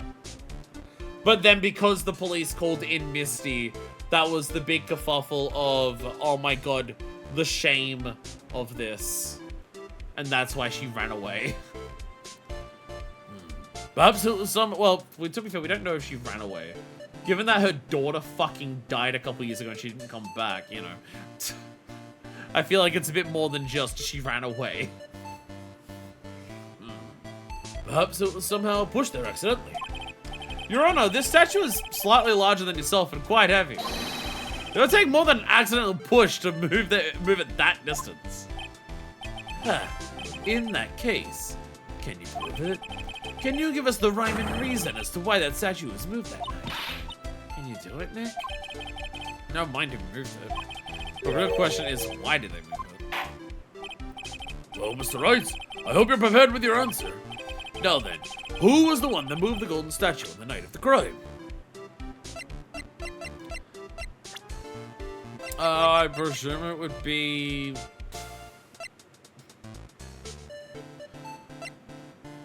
Do I say Luke? Do I say Luke? To say that he tried to make it to match the photo? Or do I say Master Mask? Because he was the one stealing shit. We'll say Luke. The one to move the statues none other than... Look at me! Come now, Sir Lawyer! There you go again on one of your strange delusions. Mr. Wright, what do you have to base? What do you have for your strange delusions? It's very simple. The witness was the only one in the basement warehouse that night. That is indeed very simple. However, why would I want to move a heavy golden statue? The reason of moving the golden statue. Here's where our battle really begins. Does it help, though, if we're trying to argue that Luke was the only one in the basement, though? We're trying to argue he was in the KB building. I once again feel like we're not getting where we want to be with this. Well, Mr. Wright, what reason did the witness have to move that statue? Reason can be found here in this photograph. Look at this photograph! Every time I do, it makes me laugh. It's a dog in a bath. Look at me. You pretend to be Master Mask to create an alibi by showing you were at Lordly Taylor that night. But this photograph contains a single fatal flaw. If the statue had been there, your lie would be exposed like a cheap film at a drugstore. That is why you had to move the statue. A single fatal flaw? Interesting theory. Please enlighten us. Am I just saying the same thing again? The paint stain? Am I just saying the paint stain again? Lying, this photo is somewhere around here. Jumping to conclusions again. I think you can take a quick gander in your local mirror. As the Yiddish proverb goes, a half truth is a whole lie. You learn like this, and you'll be the one on trial.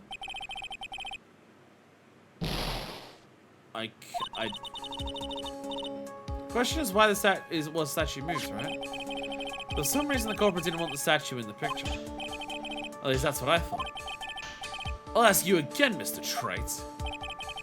Just where in this picture does this lie exist? Okay, so okay.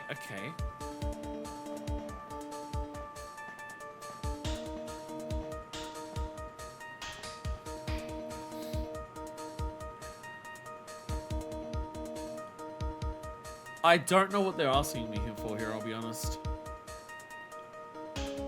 I don't know what we're going for here. This line of questioning went down a route I wasn't expecting it to go, so now I don't know I don't actually know what the question is. I'm once again in that situation of I don't actually know what I'm being asked here.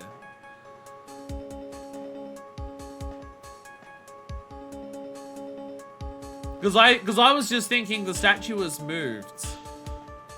I was thinking, oh, the statue was moved, so this photo would match.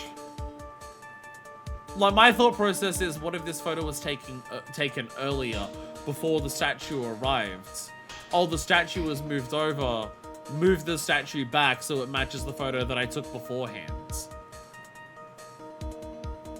But the paint stain is not what they're asking me for, so I don't know what the lie they're asking me to say. Like, what? Is it with Master Mask? I don't know what they're asking me here. Like, I don't know what the question is. The lie is Master Mask. Are you saying that this Master Mask is a fake? You know, I really wish you would start acting more responsibly. Huh?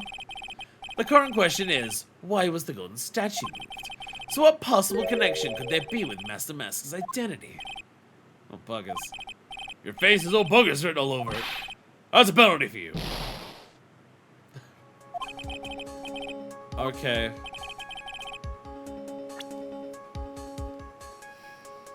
I'm completely lost. Can I get a hint? Because I legitimately... Again, the issue is I don't know what we're being asked here. I don't know what... What am I trying to... Can someone give me a hint of what I'm trying to do? To see if I can work... Because I don't know what... I'm now completely lost. I don't know what Phoenix is trying to do here. I'm completely lost. I'm now... I feel like I'm at a dead end and I have to die here. I feel like I've chosen wrong options and I'm not meant to be here, and everything I choose is going to be a penalty and I have to game over here. That's what it feels like, because I've got no fucking... I don't get what the game's asking me to do here.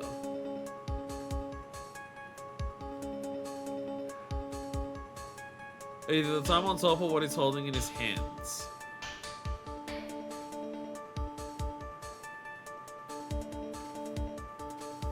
I'm just gonna go with the time. It's the time. Naturally, the lie in this photo is the timestamp. Again, I don't know I don't know what we're doing here. I don't understand what's happening here. What do you mean? I'll tell you exactly what I mean. Can you please do that? Because I don't know what you're asking. I don't know what we're doing here. On the night in question, Luke Amy went to KV security and murdered King Bollard. Okay, we are back to this. Therefore, it's obvious. Would it be impossible for him to have been a Lordly Tailor at this time? So the statue was moved to replicate this photo that says he was there at that time? Is that where we're trying to go with this? I felt a bit weirdly worded that this is like the conclusion we're getting to. Basically what I'm saying is that this game sucks, and if you like it, I fucking hate you and you're a miserable person. Or at least that's what people assume I think I mean, because I'm having doubts and confusion for 1 second. What does that have to do with the statue being moved? Remember, if you will, Your Honor, when was this statue placed beside... Okay, so this is the idea of what we're going for. Okay. This is doing what I thought it was doing, which is this photo is fake in terms of it was taken not on the night of the murder, it was taken earlier. We are approaching... That is what we're trying to say. It's just Phoenix is going about it in not... Phoenix's explanation is explaining things in a different order than what I was doing, so I was confused what he was doing. Okay, that's all it was. We're reaching the same conclusion. The statue was moved to replicate the photo that was already taken and prepared before the night even happened. Phoenix is just explaining it in a different order than I'm explaining it, so I was confused that he was jumping to this point when I was like going from this point to this point, and he was going from this point to this point. That's all it is. Okay.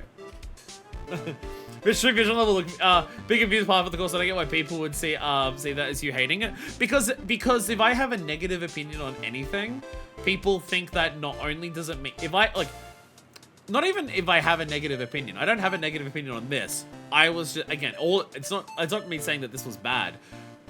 I was just, it's just Phoenix is explaining things in a different order than I was, and also wrapped up in my own thought process that it was that. But if I have opinions on things that aren't like glowing perfect positives, people will start commenting saying, why do you hate me for liking this game? Because, yeah. People do that. People do that. I don't think a video game soundtrack is the best ever made, so I obviously hate you.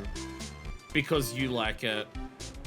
You got confused in a video game trying to solve a puzzle, so obviously you must hate me because I like the game, you know.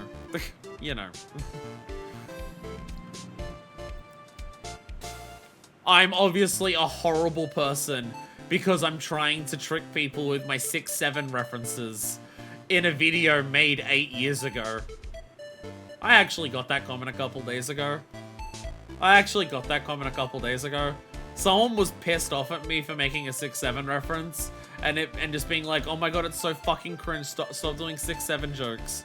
The video was posted 8 years ago. It's literally an 8-year-old video, and someone was getting mad at me for doing a 6-7 bit, and I'm just like, you know those are just two fucking numbers that are next to each other, and it's like, there's a lot of situations where someone will just say one number followed by the other, right? Right? Someone got mad at, this was a while ago, but someone got mad at me for saying sus in a video because it was like an Among Us reference. And this was from like one of my earliest videos. Like, it was a video that came out before Among Us like started getting popular. And someone got mad at me for saying sus as an Among Us joke. And I'm like, okay. And also, don't forget, I had someone stalk me in terms of like posting my videos on multiple forums and message boards and make multiple YouTube accounts and Discord accounts to follow me because I said in the original NES Zelda, I wish you respawned at full health instead of respawning at 3 health. Because I had that opinion, someone tried to get people, like, shared on multiple message boards over multiple years, like, asking people to send, like, harassment and threats my way because I said I wished I respawned at full health and not 3 hearts. The internet's full of people, and they're of all different kinds. Fucking fire shut off their time travel powers. Apparently those people don't get that. If you hate others for liking what you don't, you would be jumping into the servers of the games you hate and screaming at their fanbase being awful people, but said you just had personal opinions and criticism like any other same person. How do they not get that? It's people who make their identity that video game and do it in a really unhealthy way. Like, Angela, you made the joke before about how Metal Gear is your personality. But you've literally watched my Metal Gear videos, and I don't think those games are perfect. I like them, but I don't think they're perfect. And I said things about them that I wasn't a fan of. And you were just like, yeah, that's fair. You can have opinions, it's fine, that's normal. So it's like, you know. You might say you make Metal Gear your personality, but when people turn around and really make something their personality, oh dear God. Oh dear God. Like, the funny thing is, it's just like, it doesn't take much popularity on the internet to start attracting those types. Like, I'm a nothing tier YouTuber and Twitch streamer. Like, I'm fucking no one. I have, like, not many people who watch my shit. And, like, I'm fine with that. Like, I don't make my shit for the masses. I make my shit for people who like it. And I make it because I enjoy it and very much like that. But, like, you have a look at how many people watch my stuff compared to, like, really popular people. And yet, even I can still share, like, several, like, many stories of people just having absolutely deranged responses to my content. So, like, it doesn't take much at all. It's so wild. No matter whether the positives can outweigh the negatives in terms of the overall experience. I mean, for Metal Gear, it absolutely does. I'm in the Smash Pokemon fan base, so I know all about that. Yeah.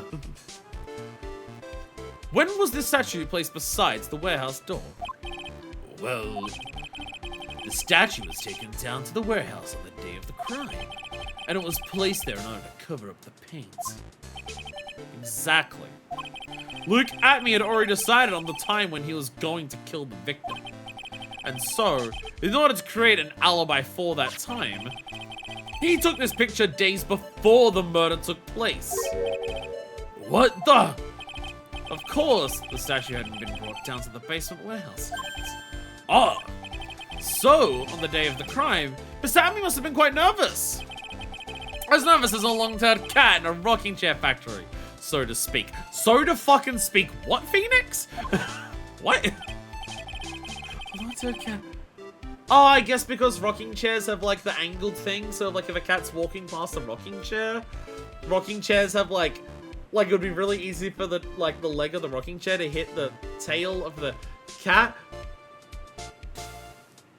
Phoenix, what? Where'd you? Was that line like secretly written by a Rocky? That's a type of like weird metaphors I expect from JoJo. I was thinking maybe he dressed up the statue as Master Mask. I mean, it wouldn't be the most ridiculous thing someone's done with a statue in this fucking franchise now, would it? Someone dressing up a statue as a thief to pretend that someone stole something would not be the most absurd thing that a statue has done in this game, in this franchise, would it? Fucking Victor. Fucking Victor, I swear to fucking God. I swear to fucking God. Talk about pizza. I love that Wooly Versus has been going through. Justice for All. And he's had the response that everyone has with Turnabout Big Top. And there's just like an episode thumbnail is just that moment blurred. And the title is just justiceforall.png. And it's just, oh, I watched it and it's just like, as he said, it's just like this, like, his response was, this makes me actively like the franchise as a whole less. Like, the entire franchise of Ace Attorney is knocked down a peg because of how bad it is. And I'm hearing him say that and I'm just like, he's right! He unfortunately is right! You can't say that Ace Attorney is the best franchise ever because Turnabout Big Top exists. Like, unfortunately, that is true. Is that the one with the clown? The one with the many of them. Can't argue with the facts. I think it's like, as I saw like people in the comments of that video, in of itself, that moment with the bust is not like the worst thing ever. It's pretty fucking bad. But it's not the worst thing ever. But it's just when the rest of Turnabout Big Top has done to you what the rest of Turnabout Big Top does to you. And then as like one of the core cruxes of the entire case, the linchpin that makes everything come together, when it's that, it's just the final straw. It's the final straw is what it is. If that moment existed in a case where the rest of the case was good, you would laugh at it and go, wow, that's fucking ridiculous, and laugh. And be like, that makes no sense. That's ridiculous. Oh, Phoenix, Wright, Ace Attorney, you're on your bullshit again. But because it happens right at the end of the rest of Turnabout Big Top, it is just like, you have pushed me too far with this. Did Wooly have any opinions on the pedophile shit in that case? Oh, that was one of his biggest gripes about the case as well, yeah.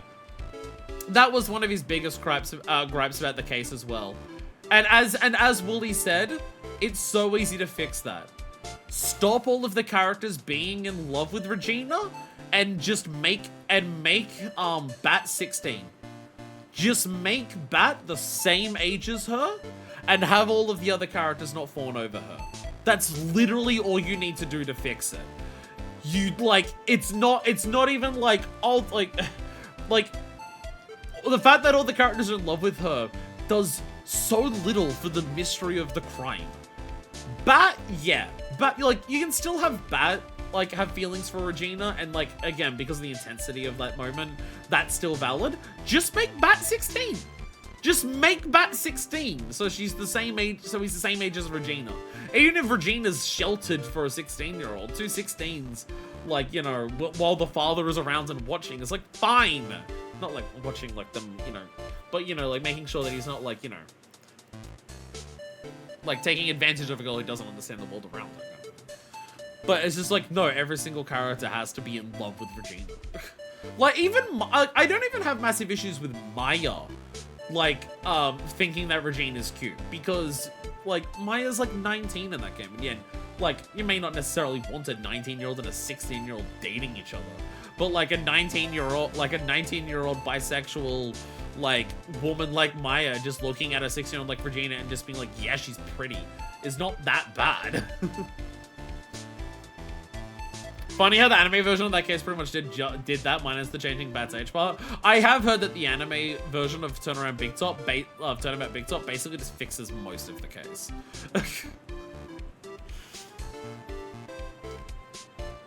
But yeah, the thing that Wooly said, sorry to get onto a massive tangent, but it's just like, it's Turnabout Big Top and we're an Ace Attorney, so this is like relevant for everyone watching this.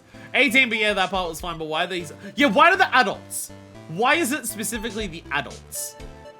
Like, fucking, like, how old is the, like, isn't the ventriloquist, like, in his fucking 30s? Isn't the ventriloquist in his 30s, or at least late 20s? Like, even Max is, like, 23 or something. And that's still, like, 23 and 16, that's fucking weird. And the ventriloquist is in his 30s, and it's just like, what the fuck? But, one of the things that Wooly said about it was just, sometimes when you, like, especially, 21 was Max. 21 and 16 is just, like, still uncomfortable. It's still uncomfortable. Again, especially because Regina is so sheltered. Regina is 16, but, like, mentally she's fucking 13 or 12. But, one of the things that Wooly said about it was, people will experience this a decent amount, but as a content creator online, you experience it all the fucking time, of having people overhype moments for you.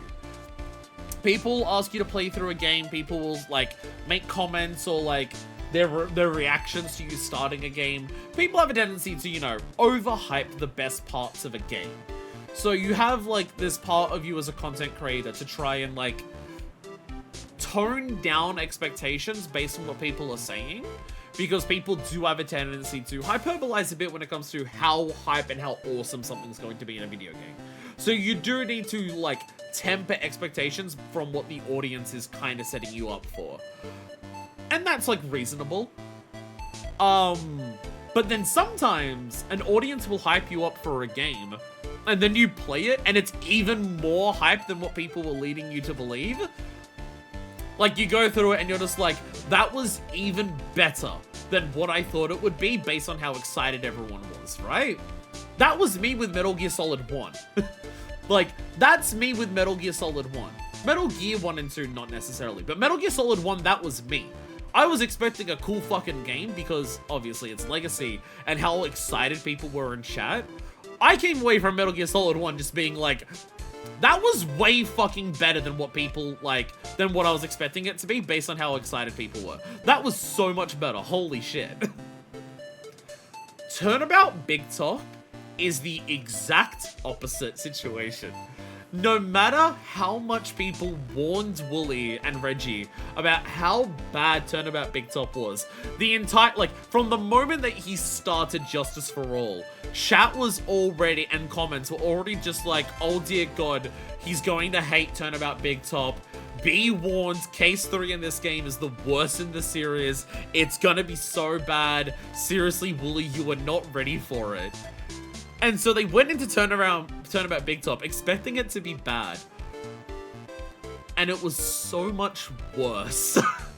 And it was so much worse than what they were expecting. And like, yeah. I had the same experience. I was at the beginning of Turnabout Big Top and it was bad very early. And people in chat were just like, yeah, this is the worst in the franchise. This fucking sucks. And I came from it just being like, no, that was way worse than that.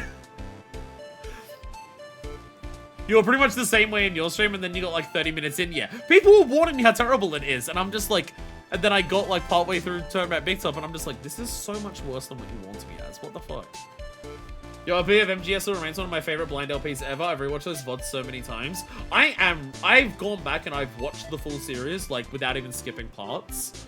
Which, one, to say that I can do that of my own video, I think is saying something. It is one of my favorite LPs that I've done. It is definitely one of my favorite LPs that I've done.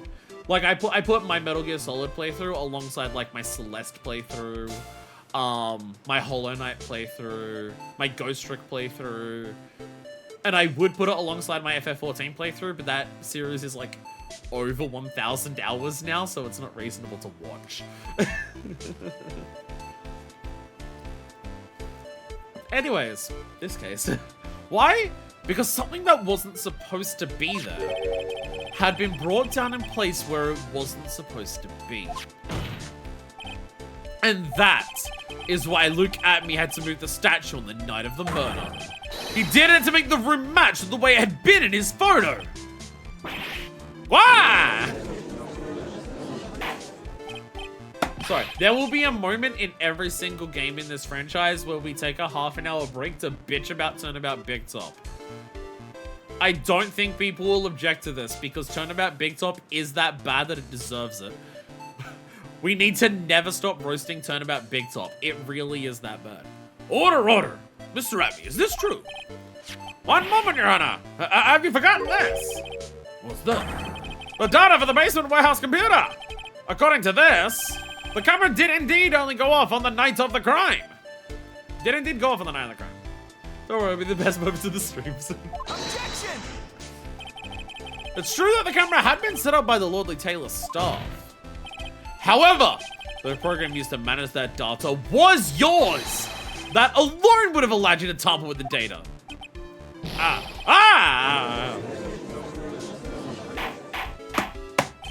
Order! Mr. Cadeau, what is the meaning of this?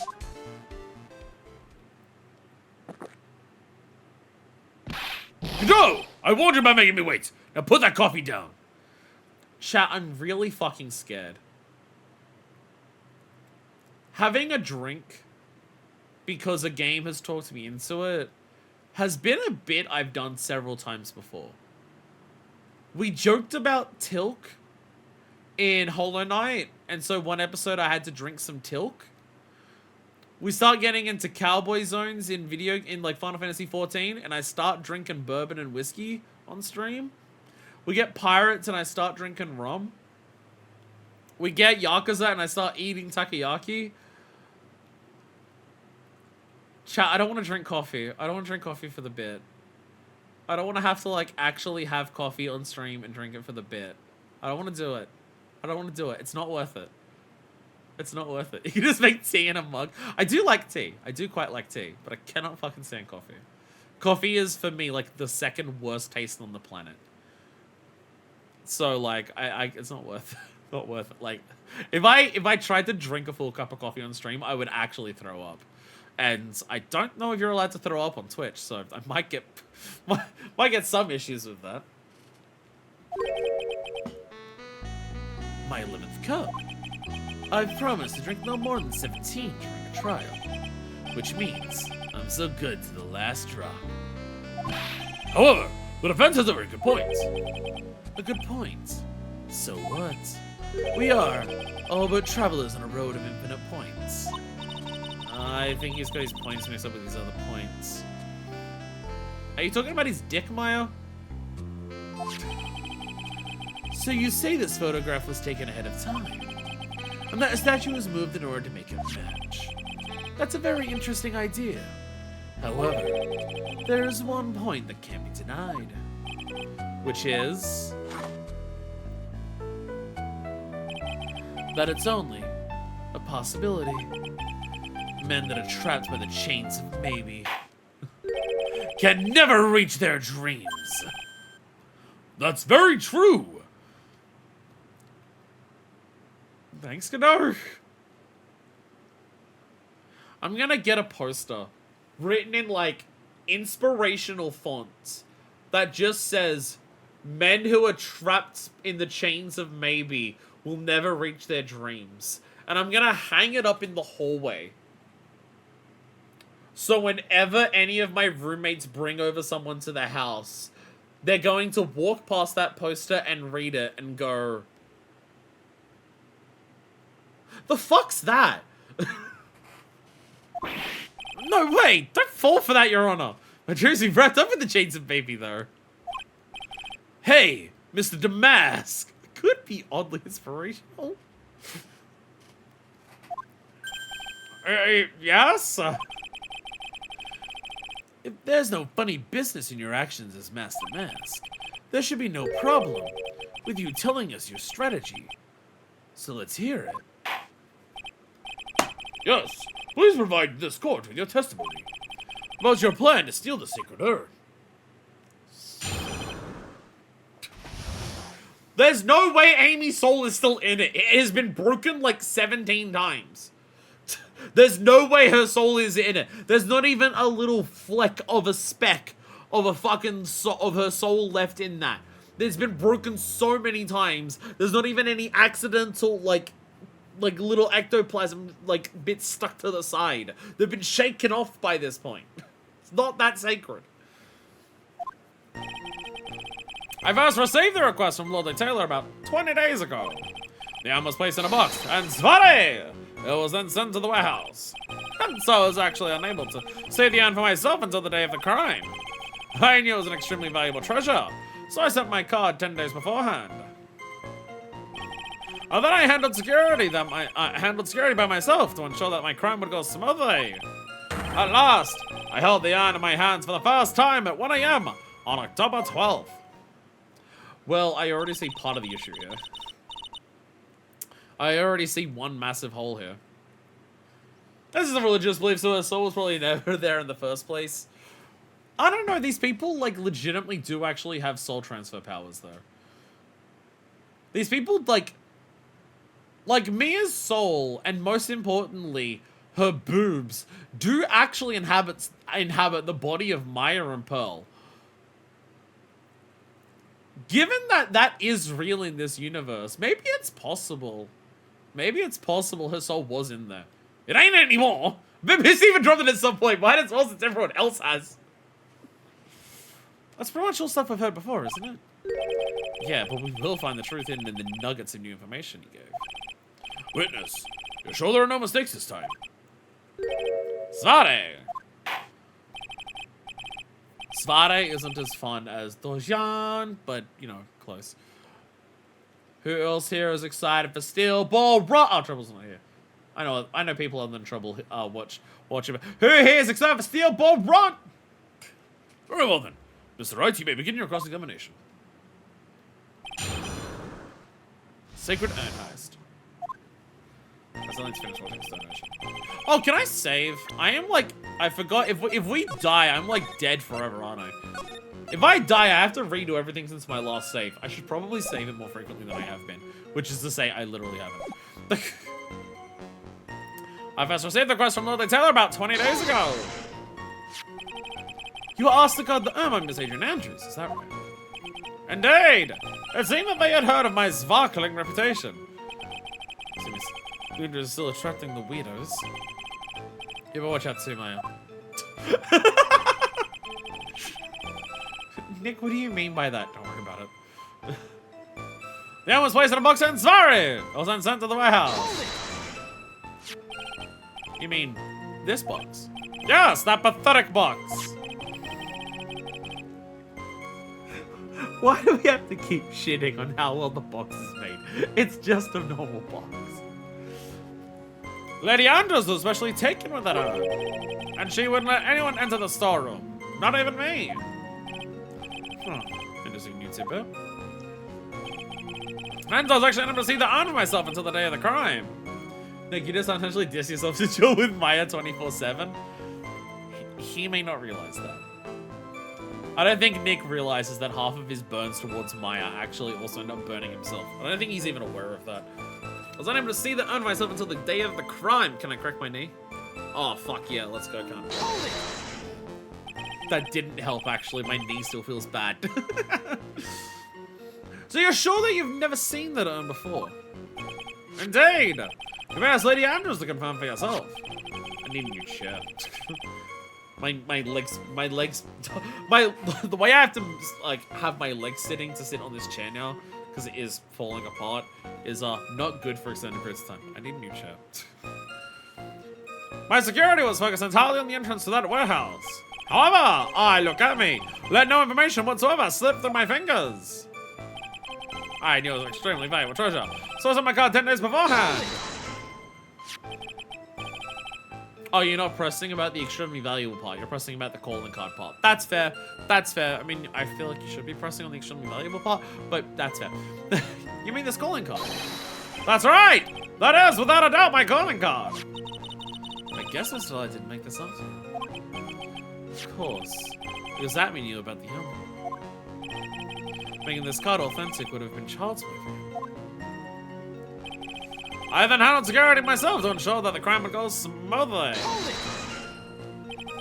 But no one entered the basement warehouse. Unfortunately, there were many different treasures being taken there. Thus, for a period of approximately 5 days, people were indeed going in and out of the warehouse. I last held the urn in my hands for the first time at 1 AM on October 12th. And this is the photo that proves that, huh? Indeed! To be honest, even a photo was taken. I didn't think it would be terribly much. Hey, Nick, this photo's a fake. Deadly Vammy might have stolen the urn whenever this was taken. That's true. You know, he's been saying that he never saw the urn until that night. We can prove that he's lying, though. We can wrap this up and put a bomb on it. We can take a good hard look at the court record. Not a lot to go on, is there? They've been covering his tracks. There's only one thing we need to prove in this cross-examination. That he took this photo well before the actual night of the crime. Alright then, how do we do that? There's one thing Amy said very clearly. That he'd never seen the urn before he stole it. I know how we do this one. It's one of the parts that confused me for a very long time about why it was written that way, and now I know why. We need to prove that he's lying. Well, it's about 20 years ago, I sent to the warehouse. I never see that until the day of the crime. This one.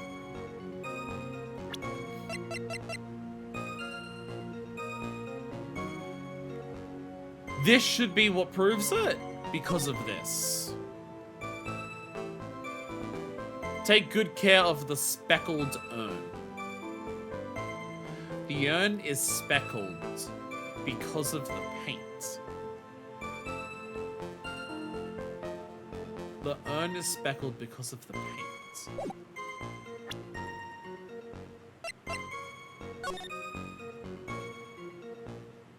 Whereas in this photo, you can't see the speckles because this is when it was still broken.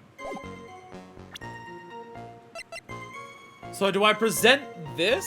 I was able to see the urn for myself until the day of the crime. Objection! Yeah. Mr. Atney, if you really are Master Mask, then he also wrote this calling card, correct? But of course!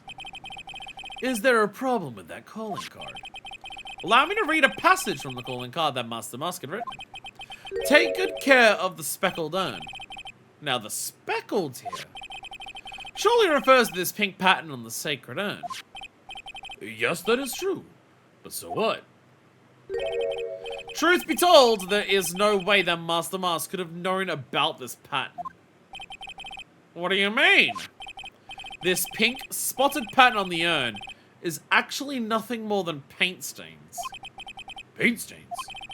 And these stains did not appear until after the urn had been taken to Lordly Taylor. I'm not finding this joke to be very funny, Mr. Wright. The day that the sacred urn was taken to the warehouse, the urn was broken due to human error. Or should I say an error-prone Phoenix, you nearly traumatized this woman and nearly got her killed by the court system. Not that long ago. Be nicer to her. You put this woman through hell. Admittedly, 2 fucking horrible monsters did that more so, but you know. That is another thing that, sorry, not to get back to the Wooly versus thing. I did watch the Wooly versus moment, the one where Adrian tells you the entire truth behind, like, Celeste's suicide and what Juan and Matt did in response. Because it's just, and I've watched other people's do that part, because it's just really satisfying to watch people just watch that and just be like, both of these people are fucking horrible monsters. And as, it's one thing that Wooly pointed out in that I do really like, is that what Matt and Juan did, for the petty reasons they did, compared to like some of the over-the-top reasons that people commit their crimes in this series, the fact that Matt and Juan are both absolute fucking horrible people is just because they're petty assholes. They're just dudes with ego who want to prove shit over the person that they don't like and don't give a fuck about anyone else. It's such petty reasons. Like, it's not some grand, like, they have like their plans and things, but it's not like, oh, I'm being like, I've got to hide this because I'm part of a grand conspiracy to cover up this other murder or this other crime, or I've got this like legacy of like a perfect record to uphold or anything like that, or I've got to do this to like sustain like this movie theater and like, no, it's just their assholes who are just fucking egotistical shitheads.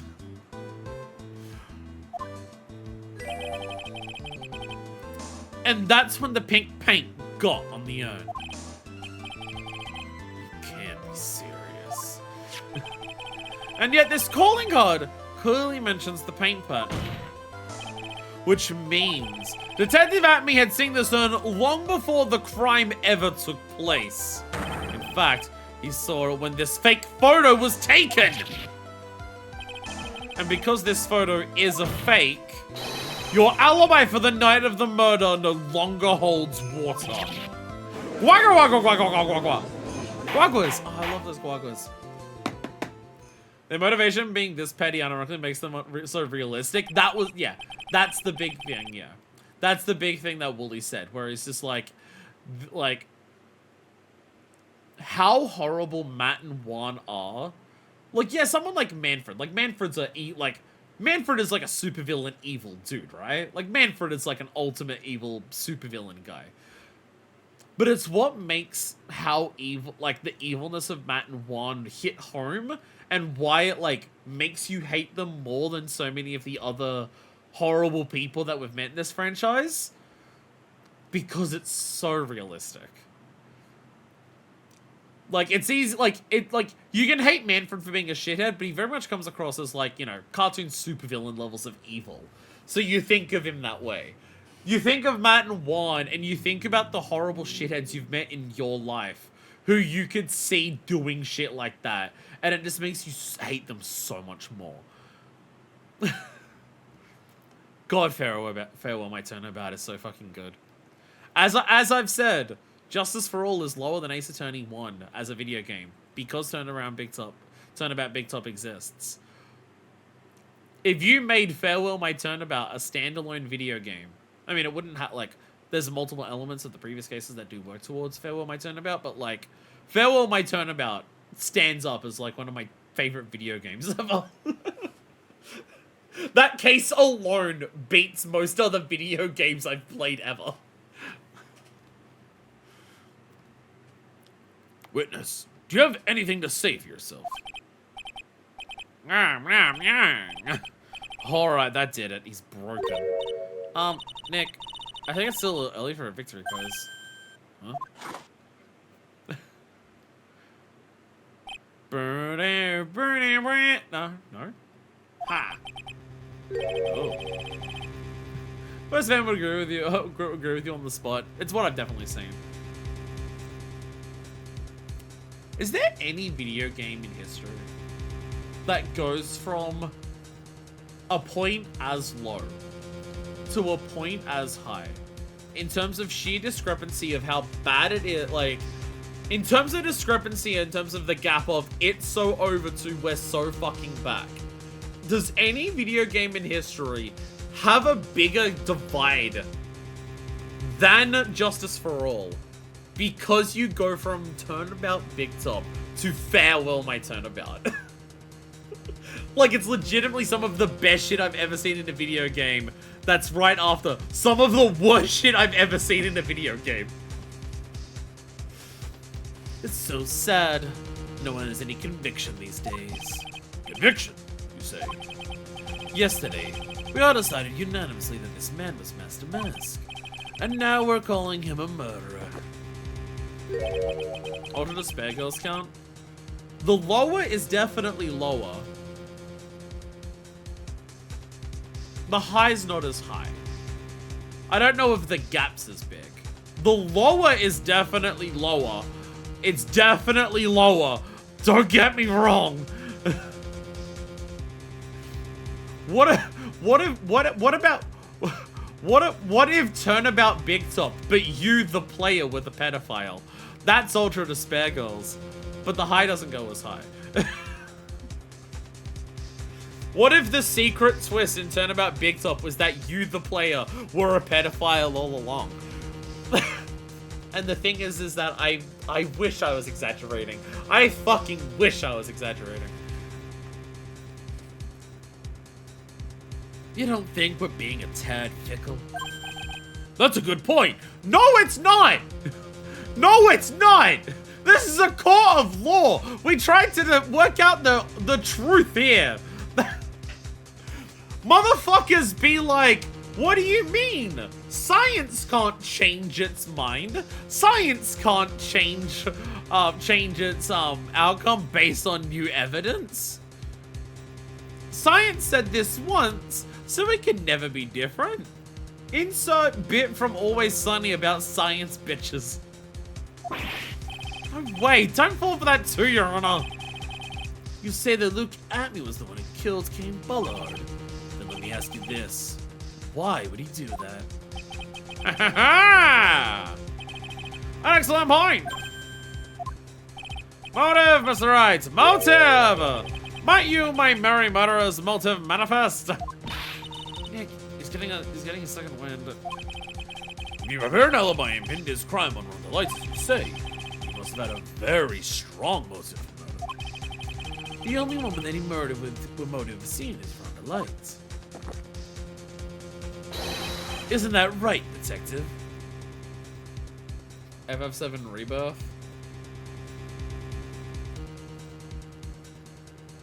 Okay, that's close, actually. Okay, that is actually pretty close. Okay, that is pretty close. Because Corel is really bad and it is immediately followed by Dine. I still don't think it quite reaches Big Top to Farewell, but it is, yeah, it's close. It's close. It's close. Do you know how insane I felt during the Rebirth playthrough? Where, Angela, you were like one of the only people who was agreeing with me of, I wish this game took itself a bit more seriously sometimes. You know how insane I felt to have so many people in chat just be like, The game's meant to be wacky. The game's meant to be wacky to show off like the varied nature of human emotions. And I'm just like, yes, the varied nature of human emotions, not wacky followed by wacky followed by wacky followed by wacky followed by wacky. That's not showing the roller coaster of emotions that it means to exist as a human. That's just a bunch of wacky bullshit. You know how I've got like at the top of the screen how it says at the moment for like this series, it says no spoilers and no hints unless I ask? I legitimately think when I go back to FF7, I'm going to put up there, I have opinions about the game, don't be weird about them. I think I'm gonna put that at the top of the screen when I return back to FF7 for the post-game stuff. I think I'm gonna have to put that like on screen. Isn't that right, detective? Indeed! According to my own research, the boy's motive is clear. Without motive, it's nearly impossible to prove guilt in a murder case. Does the world work that way? Does the world work that way? I don't know if the world, like, does our world work that way? Actually, like, in this case, I legitimately don't know. I actually, like, don't know how important motive is for, like, an actual criminal court proceeding. Because, like, I would think if the evidence points to it, like, even if you can't find motive, it doesn't strictly need to be there. Because evidence shows that, but I honestly don't know. This is me saying that, like, the court system works on logic and evidence. Comes down...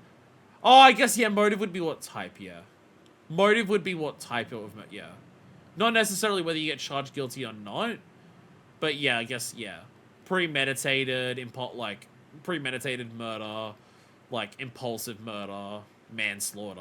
Yeah, I guess, yeah, that makes sense. But in this universe, if someone dies by your hand, it's murder and you get killed. And, like, there's no... there's no delineation there. What drove me off the wall was the way the FSM fan responded to you. I still can't get over the actual fans who wrote, "It's a dumb anime game, don't take it seriously." Again, I've never played a game outside of, like, Kingdom Hearts where the response to my playthrough has been so absurd. Like, I understand, I love Rebirth. Rebirth's a fucking incredible game. I'm critical of it, though. I think it has multiple misses. I do not think it's perfect. I think it has issues. And, like, yeah, I understand some people might be overly sensitive and don't like that about the game. But, like, that wasn't even the part that people had issues. Like, people had issues with me trying to, like, predict story elements based on what information I was being given. People had issue with me trying to, like, derive themes from the narrative. People had issues with me trying to avoid spoilers. Such a weird fucking playthrough. Such a weird fucking playthrough. Like, people were legit mad at me because I was trying to avoid... I felt a minigame fatigue just watching. As I say, the issue with the minigames in Rebirth is not strictly how many of them there are, it's the pacing of them. It's the fact that it feels like you can't escape them, like, in the midsection of the game, because you play for 20 minutes, and here's another minigame. And then you play for another 20 minutes, and here's another one. And here's a serious story moment, here's a wacky minigame. Here's what should be an emotionally heartfelt cutscene, here's a funny minigame instead. Imagine hating someone who's playing a video game because they're playing a video game.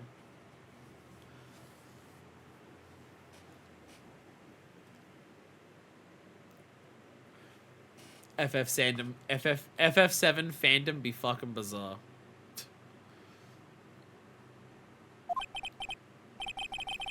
Now then, maybe you can enlighten us as to what the defendant's motives were. I'd be honored to, Sir Oldtimer.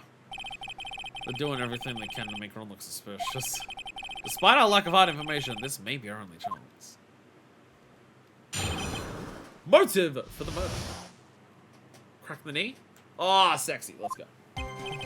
Aye, look at me! Had no point of contact with the victim whatsoever. Gamble decided to investigate Master Mask and simply mistook who he was. It was Mr. Bullard who wrote the blackmail letter and sent it to Run to Light. And it was again Mr. Bullard who harbored a grudge against Mr. Light for his betrayal. Mr. Bullard's mistake is quite excusable.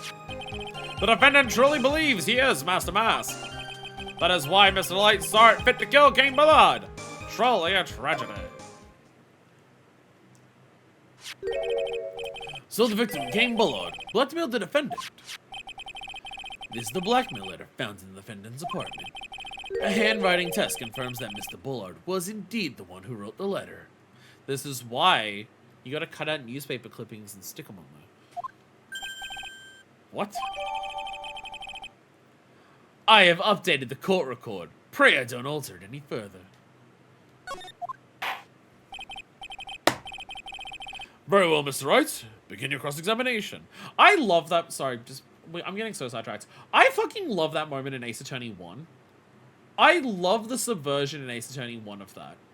You hear about Edgeworth being like this shady, manipulative prosecutor of just like he suddenly has evidence appear and things suddenly happen that just go in his favor and stuff like that. And then the autopsy report gets updated in your first case against him. And Phoenix is just like, so this is the shady stuff that Edgeworth is doing. Things get updated in the middle of the case that work in his favor. And it's like, you solve that case because of the updated information in the autopsy, because it's accurate. Like, they really try to make you think that Edgeworth is shady, and then do something in the middle of the case that happens at just a convenient time to start putting things back in his favor. And it turns out it's completely accurate. Edgeworth isn't bullshitting. The autopsy update, the autopsy report, because we've settled crimes in this country the day after they happen in court, the autopsy just took a bit longer to find some more information, and it was accurate information that was updated. Again, it's one of those things that clues you into the idea of maybe the reputation you've heard about Edgeworth being like a shady person who tries to get a win at any case and is willing to lie and cheat to do it is wrong. It's such a cool moment. I'd imagine the fandom before the remake was even a thing. Oh, 2020 is somehow getting worse for even dumber reasons than shipping wars. And I can't believe there's arguments over shipping wars when it comes to Final Fantasy VII of all games. One of the easiest fucking games in the world to just say it's a polycule. How is there shipping wars in FF7 when it's so easy to just say they're a throuple? It's so fucking easy. Like, of all games where it's like, oh, we're gonna choose between the two women. And it's the game where it's, like, so obvious that, like, maybe the two women also fuck each other. MSM fans are notorious in the FF community. Again, I've not interacted with a fandom that has felt like that other than Kingdom Hearts. The Kingdom Hearts fandom and the FF7 fandoms are the ones I'm scared of. They seem to be the ones that have the fans that are concerning. The FF14 community is bad, but for, like, very different reasons. Like, probably relationships are still unknown to these people. Yeah, but surely threesome porn of Aerith, Tifa, and Cloud isn't. There's so much of it online. Surely they've seen it. Right. So the FF14 community is really bad. But the FF14 community is really bad because they are the biggest fucking doomers on the planet. Oh, actually, for people here who aren't part of the FF14 community. So I mean, by that I mean Mikey and Angelo. I can tell you an example of the FF14 community being completely deranged in terms of how much they hate positivity about the game. So, there's a section of the community, I've seen it a couple of times, not much, but I've seen it a couple of times, where people have a derogatory term of Lego people. You know how in the first Lego movie, there's the song Everything is Awesome? And how, like, part of the plot of the first Lego movie is all of these people live in this dystopian society, but none of them realize it or care about it because they're all so blindsided by it that they're just like, happy about everything all the time, so they sing the song Everything Is Awesome. And that song is about how, like, you know, they're pretending that everything in society is perfect and everything like that. There are people in the 14 community who will, as an insult, genuinely call other people Lego people because they're optimistic about the game or positive about the game. Like, I've legitimately seen people respond just being like, I like this thing that's coming in the newest expansion next year. Looks like it's gonna be pretty cool. I'm excited for this. And having people respond, and having someone respond, I'm so fucking sick of you Lego people acting like this when it's so obvious that this feature is going to be fucking garbage. If you have positive opinions about FF14, holy shit, do people who play FF14 fucking hate you for it. It's definitely a time in the 14 community. FF14 got really, really, really popular in 2021 because of, at the end of 2021 and 2022, because of Endwalker releasing, which meant that it became really popular for people to make videos about it, which means that it became really popular for grifters to latch on and make, like, drama content about FF14. And because drama content can only push you so far, they've just turned into grifter channels who just hate on everything that's for Final Fantasy XIV. And that has infected a lot of the community. I'm a fan of this game, but if you think positively about it, you suck. Wouldn't the ever-loving piss is that kind of logic? The kind of logic that Final Fantasy XIV players have sometimes. This isn't going how I wanted, you're bad for liking it. Yeah, like, people will actively insult you for just being like, oh my god, you think this is good? You're a fucking moron. Oh, also, just a lot of it's transphobia. A lot of it, not surprisingly, is transphobia. The most recent expansion, Dawn Trail, the main character in it is voiced by a trans woman. So a lot of it's also just that. A lot of it's just also that. It started becoming really, really bad when a new expansion came out and the main character is voiced by a trans woman. And then just like, yeah, people are just like, if you like the expansion, like, you're an idiot and a moron. They're just terrible. Yeah, very much so. But yeah. So it's like, interacting with the FF4, like, the FF7 and the Kingdom Hearts communities are insane, because if you have opinions that are even slightly critical of them, people can consider you a fucking terrorist who wants to, like, kill everyone. But it's the opposite in the FF14 community, where so many people in the community are just like, if you like the game that we are all playing, you're a fucking moron and an idiot, and I hate you for it. And I'm just like, motherfucker, you haven't unsubbed from this game for the last 5 years. If you hate it so much, just stop fucking playing it. It costs you per month to play it too. It's not even just a case of, oh, I have nothing, like, you are actively paying money every month to play the game that you apparently hate. Just stop fucking playing it. But here we are. Makes me realize how fucking right Suda51 was in Silver Case when talking about the internet. Really done myself a big favor not having Twitter and stealing people like that on a daily. I could not mentally handle it. The problem with Final Fantasy XIV is that it's an MMO. So even if you're not seeing people online say it, sometimes you get it in-game. I will say it's definitely way worse on social media. Like, the worst spots for the 14 community are the official forums. The official forums are just completely and utterly fucked. YouTube and YouTube channels related to Final Fantasy XIV. Social media. And then in-game. In-game, most of those people shut the fuck up. Most people in-game shut the fuck up about their dislike of the game because they're surrounded by people who are actively playing it. But sometimes you don't get it. On social media, it's really bad. In comments of YouTube videos about the grifters, they're the active grifters, so it's really bad. And then on the official forums, because that's where people take their indignation and yell at what they perceive are the devs themselves. It is simultaneously the best and worst thing invented. I honestly think it's hard to argue with that. Anyway, cross-examination. I'm in a rambling mood today. Because there's so many aspects of the internet that you can't deny the positivities of it. Like, how many aspects of society are able to be advanced for it. Just, like, the ability to communicate across the world. There's, like, a lot of inherent positives that, like, absolutely would not exist without it. But also... I mean, to be fair, a lot of the bad parts of the internet were always there. But a lot of the bad parts of the internet are things that are absolutely gotten worse because there's a couple of companies that are in charge of the internet now and all of the websites.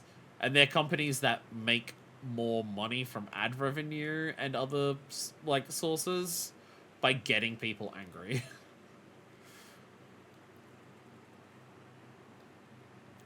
Motive for murder. Look at me! I had no points of contact with the victim whatsoever. Yeah, so, well, this case might take a while. I'm in a rambling mood today. Negativity just sells more views too. Well, that's the thing with the FF14 grifters that I was talking about. People, like, Endwalker was like the end game of Final Fantasy XIV up to that point. So people got really popular by just, like, doing their react videos to beating the game and beating the story. It's the equivalent of Avengers Endgame, but for Final Fantasy XIV. So, you know, people are excited about that. But it's a game that has, like, update for content come out, like, once every 3.5 months. It's not like Fortnite, where there's new shit every week or two. Like, new major content releases for FF14 are, like, once every 3.5 months. So once you're a content creator and you're caught up and you did the big endgame reaction, you don't have anything new for people to watch you do for another couple months. So those people who are just like, my entire viewer base is nothing but FF14 people, I've now run out of stuff in the game to show off. What do I do? And once they ran out of any actual good ideas of like, oh, I can like try raiding content, I can try showing off people's houses, it just naturally devolved to drama, yelling about people in the community, which naturally devolved into drama, yelling about the game and how bad the game is, and say, this next patch better fix blah blah blah and so on, so and so, otherwise I'm canceling my sub. And then you just make that content for 3.5 months until the new thing comes out, play the new thing, then go the next 3 months bitching about whatever just came out. Like, it's very, very, very easy to track the exact things that caused the decline in, like, the positivity of the FF14 community. And so much of it comes down to motherfucking YouTube. Who in the world is going to prove that? I will. Huh? After doing a thorough background check, a detective at me and came Bolo. We were unable to find any links between them. It's all in the report. I was so connected to their work. They were both involved in security. Nope. That was blunt. In any case, the only one with a motive was Mr. Delight. Meanwhile, decided to investigate Master Mask and simply mistook who he was. Mistook? That's right, mistook. From the Old Norse, mistaka, meaning to take an error. These people will learn to do something positive, productive about their lives and get their shit together. I think you'll have to take away their YouTube accounts from them before they'll start doing that, sadly. That wasn't what I meant. Just who did the victim mistake Master Mask to be? Why, the answer is obvious. Rhonda Light, of course. Well, that's all. Let's look at this guy's face. Leave at the time being on to what the other person did. Can't stand to hear his story with long-winded stories. Hold off and now pressing this further. That's fine, please continue your testimony. Oh, I was looking forward to one of his long-winded stories. Maya, please. As the baller wrote the blackmailed letter and sent it to Rhonda Light. Hold it! You mean this blackmail letter right here? It says bring $50,000. And the handwriting is, without a doubt, the victim's. There's no mistake. We have an official report to prove it. But I don't see an addressee on this letter anywhere. An addressee? This letter was discovered in Ron Delight's apartment, and Mr. Delight did show up at the designated place and time. The fact that there is no addressee is irrelevant. I wonder. What's up, Nick? How's that a thought? What if that blackmail letter wasn't meant for Mr. Delight?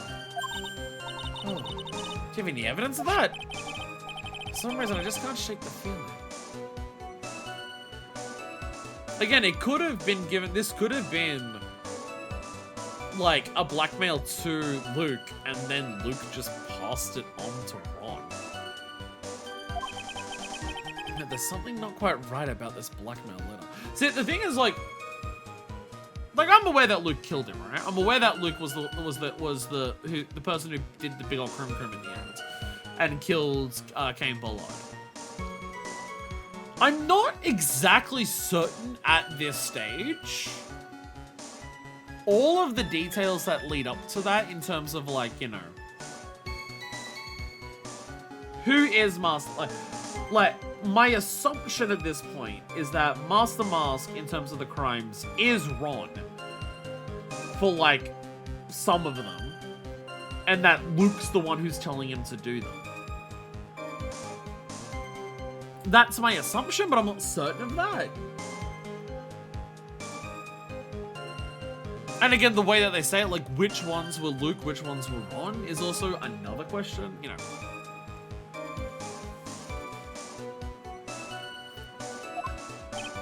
Well, everyone, are you quite satisfied?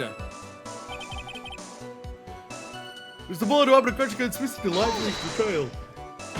You are betrayal. Was told to stay away. What do you mean by that? Oh, Miles, son, you were already aware. Svate! Here was security as well as security info on all sorts of companies. And there's our security team chief. I saw that from the company.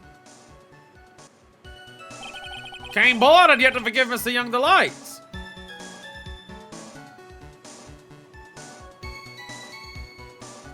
Motherfucker, you were next door when he said that.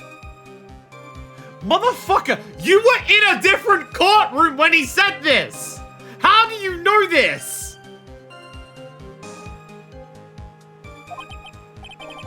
Which is why he sent in the letter about mistakenly believing he was the thief. Here's a file that we discovered in Mr. Bullard's office. Evidence that Mr. Bullard was receiving money through blackmail.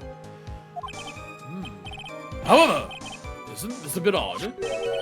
Why did the defendant pay Mr. Bullard the money? Even though he wasn't actually Master Mask. On that point, there was an unfortunate bit of chance. As well as mistake is quite excusable, the defendant truly believes he is Master Mask. Do you really think that story's gonna hold up? That assertion is not merely my own, I'm afraid. What do you mean? I have here a memo from Ron Delight's wife, Desiree Delight.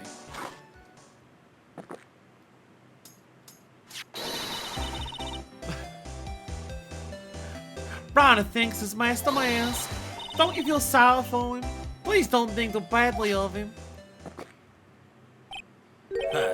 Well, Mr. Wright. Was he trying to act like Mrs. Delight just now? How was it a Texan voice? She's French. I think it's actually pretty convincing. But I was why Mr. Delight started to kill Kane Bullard. Truly a tragedy. Now that's just your imagination talking. Come now, Sir Lawyer! I'm afraid imagination isn't the right word for it. This is a deduction, the result of carefully applied reasoning. Can we hear that carefully applied reasoning for ourselves? It's a long story, I'm better save for another time. Very well, another time. No, I'll say long stories aren't usually that long. I was about to say, I'm gonna headcanon that Godot imitated her voice, but the game confirmed it for me. Never mind. Look, I can barely do Godot's voice consistently. I straight up can't do Desiree's voice. If you think I'm gonna sit here and try to do Godot doing Desiree, no. It's not my fault. So you're trying to connect inside the van with Mr. Bullet, right? Yeah, that's right. I've required surgery either. I've got a human centipede. Your Honor, I would like to turn the defendant and the victim into a human centipede. It wouldn't be the strangest thing you've done in this courtroom, but go ahead. In that case, let's talk about the blackmail. That's true. Has there even been one of those in any of these games? We're in Japan and California. I don't think they have any of them there. Horrible joke. Horrible joke. Horrible joke. I'm so sorry. Victim in front, of course. Is that blackmail letter really intended for us?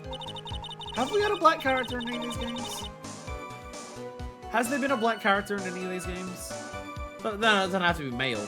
Male or female. Since we don't have enough information, you should press it for more testimony.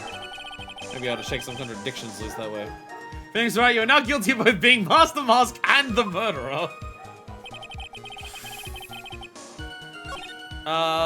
Sibling Mistook. I think it was this one we have to get into long-winded story.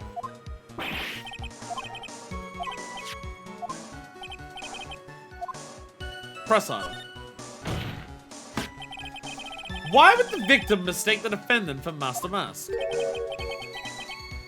Don't you already know that? Svare! Take a look at this newspaper. Oh, that's the famous Seer of Eminon. Magnificent jewel. That photo shows a magnificent detective as well, does it not? Furthermore, it also shows an ugly guard, namely the defendant. The defendant? Do you think I think I've been slightly dusty in color? Most of them are the victims. So should we unpack that, or should we unpack that most of the darker skinned characters in Ace Attorney so far have been the victims of crimes? Or should we save that for later? Is that one of those long stories that Amy was talking about? The victim clearly misread this article and Svaru! He got the wrong impression! The impression that this ugly security guard was in fact Master Mask! Okay, like, interesting looking at best, not ugly. Calm down. Mostly? That's an unusually reasonable deduction.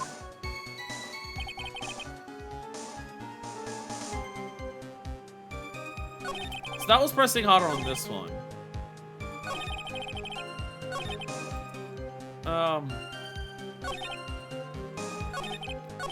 Yes, oh wait. Is there any, Get the Mr. Bullet who harbored a grudge against Mr. Light. Which one is again? What do you mean by that? Yeah.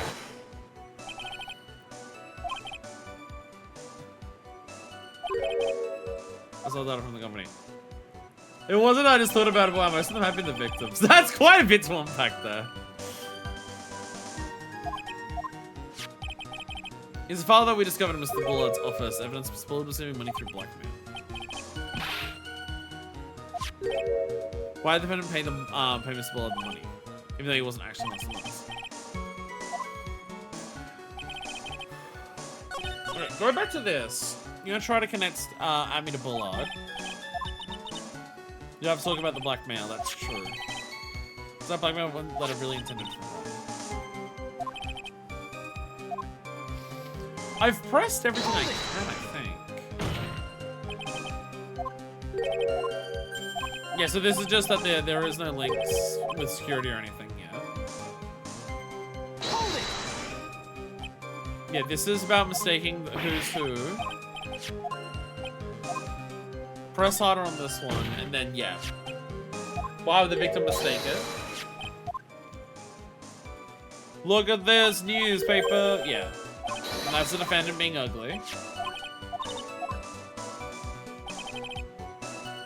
Was this the Bullet who wrote the blackmail and sent it to Ronda Light? Was there another way to go on this? In terms of, like, who it was for? Yeah, yeah. There is no addressee. Mr. Light did show up at the destination place in time. I wonder. I just had a thought.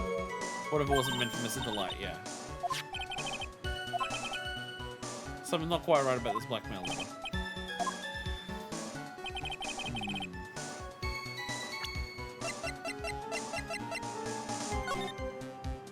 If you don't want your identity revealed to the world, come to KB Security at 1 AM on October 12th and bring 50,000. If you don't, I'll take that. Oh, that's okay. Okay. I'll take that red diamond you received the other day instead. And he's wearing it on his finger. There we go. Objection! There it is. Mind if I ask you a few questions, Detective Amy? Well, if it's just a few, I guess it's alright. When you said that this letter was addressed to Rhonda Lyons, I couldn't help but notice one major contradiction.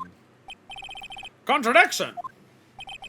I don't know where a walking contradiction like you gets off saying things like that. And I ain't got no right. I gotta stop hearing one or two words from a song and just immediately singing it. I gotta fucking stop, especially because I don't think my taste of music lines up with my chat much, so they probably don't even get the bit.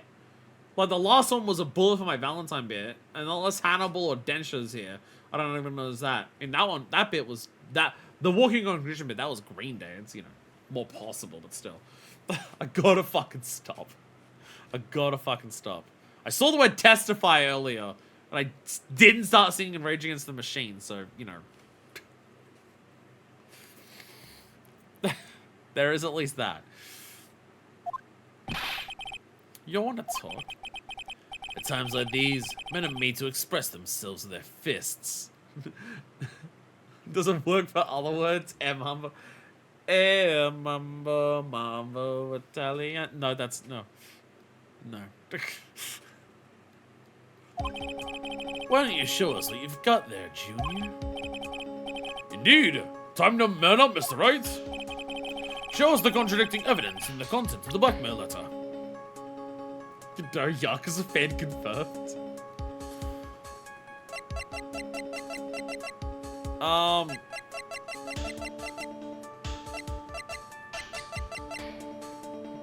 I would presume I present at me, right? I present at me? Huh. A little too punch like that wouldn't even phase me. I think you mean 1-2 punch. Mr. Wright! Try thinking of things that... No, okay.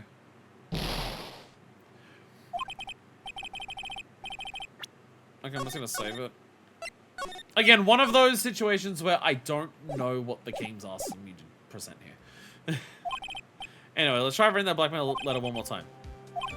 Very well then, witness. No, okay, no, so...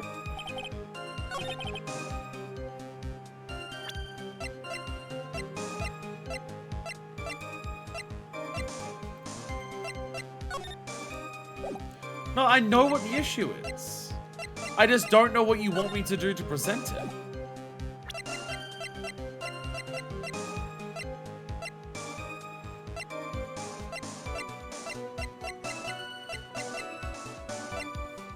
Again, the thing here is...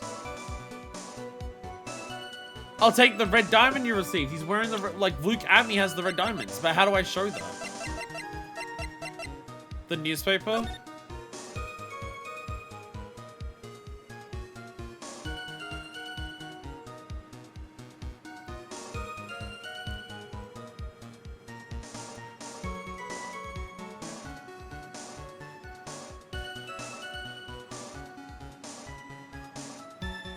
I'm not sure what I'm looking at for this.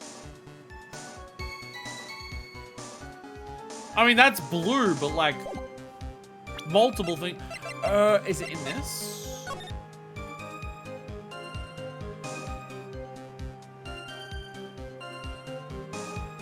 Tear of Emanon, Crown of Bongora, Left Hand of Hades, Portrait of Magina.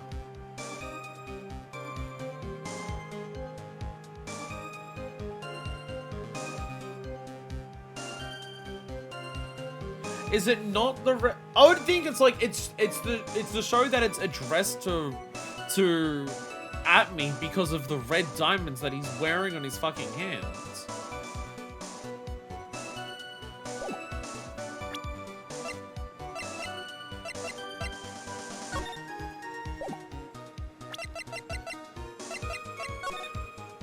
you don't want your Troy Diamond revealed to the world, that's it again, like, yeah. Come to KB Security at 1 AM, October 12th, and bring 50,000. If you don't, I'll take that red diamond you received the other day instead.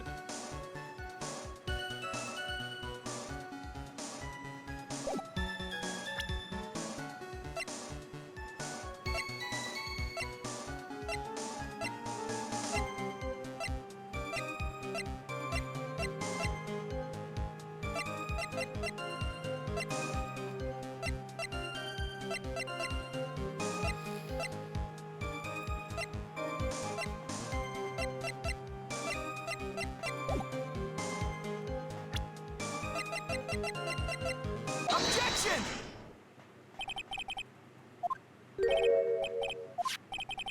So when you said this letter was addressed to Rondalaya, I couldn't help but notice one major contradiction.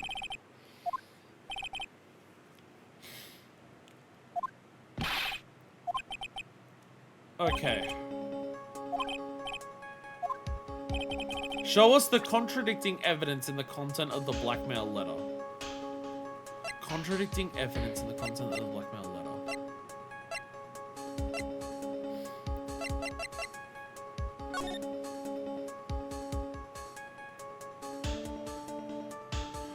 Oh, I'm thinking about this all wrong. I might be thinking about this wrong.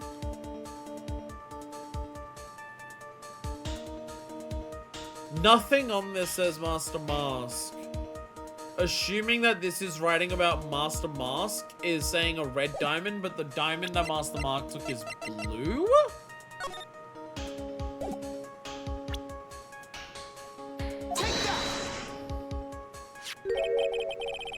Okay, okay. Is that where we're going with this? Take a good look at this newspaper clipping. It contains a picture of the Tear of Emanon, the stolen jewel. What about it? The problem is this jewel's color. Okay. It is the color of the jewel. It's just, instead of saying, straight up saying red jewel like Atmi's wearing, we say, well, Master Mask has a blue jewel, not a red one. That's what, okay. Okay. It is still the jewel, just the jewel in a different way. I guess because, like, if you just, like, target at me with a profile, like, even in the profile picture, you can't see the red jewel, though. There's nothing that, like, actually highlights the red jewel that he's wearing. Problem is the jewel's color. Color? I'm not much for discussing color myself. According to the clipping, the color of the stolen jewel was blue. However, in the blackmail letter, a totally different jewel is mentioned. I'll take that red diamond you received the other day. Red? Which means the red diamond in the described in the blackmail letter is not the Tear of Emanon that Master Mask stole at all! Objection! And your point is, Mr. Wright? So you were trying to say that this blackmail letter was intended for someone else. That is what you're trying to say, right, Wright? That is what you're trying to say, right, Mr. Wright? Well, that is what you're trying to say, right, Nick? Yes.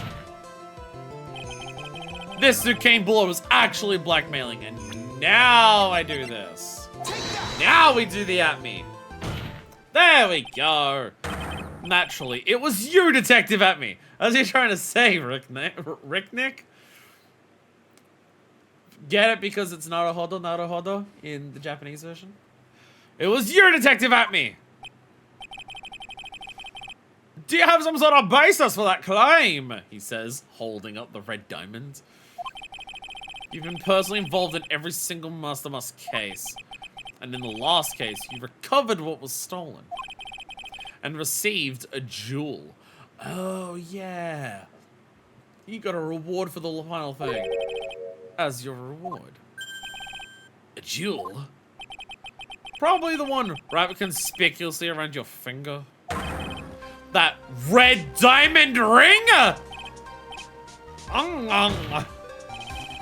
That is the diamond referred to in the letter, which means that King Bullard wrote that letter in order to blackmail you! Ah! Boom, boom, boom! Order, order in the court! Order, I say. It seems you've gone too far with your childish pranks, Mr. Wright. I love the way he said that. Kane Bullard blackmailing Luke at me. Are you for real? Yes, I am. Nick, come on, stand up to me. Then answer me this. The blackmail letter contains the following passage. If you don't want your identity revealed to the world... Yes, it certainly does. Kane Bullard threatened to make Luke Atmey's identity public knowledge. An identity he wanted to keep a secret. So just what was that identity?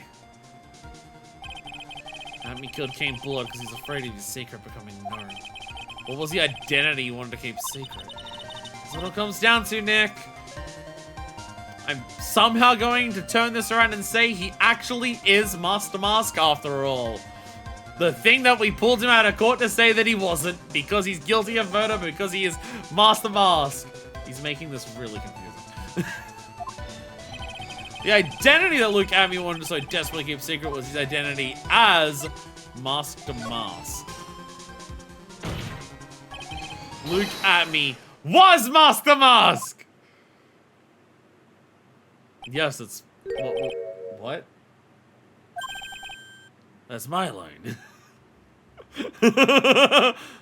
Yes, that's what I was trying to prove. What are you talking about, Triton? What's that supposed to mean? That's my line too. Listen up, you. This is what you've been saying up to this point in time. The witness pretended to be Master Mask in order to pin the murder on the defendants. In which case, you want to insist, up to and beyond the day you die, that Ron Delight was in fact Master Mask. I must say, the sudden change of heart doesn't reflect well on you. What? No, that is what we're saying! Wait, no, what? No, he is...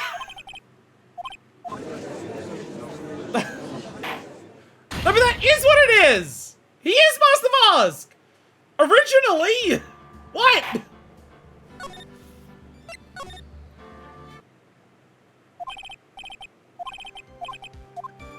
That is what it is, though! What?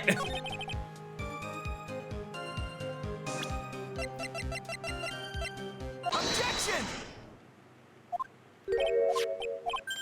Oh, okay, I see. I understand.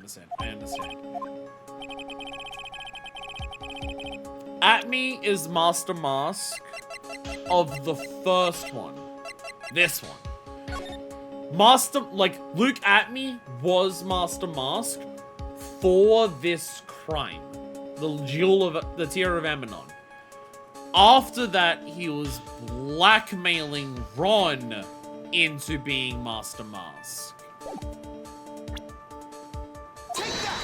That's his identity as a blackmailer.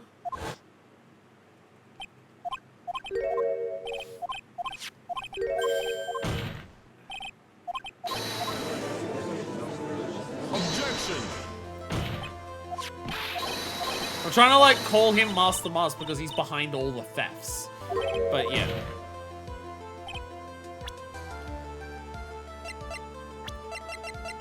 Okay, look at me, there we go.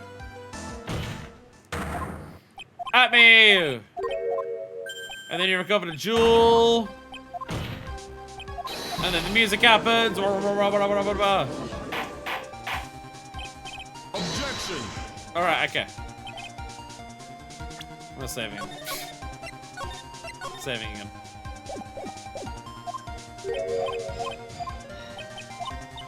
Yes. The blackmail. What is his identity as?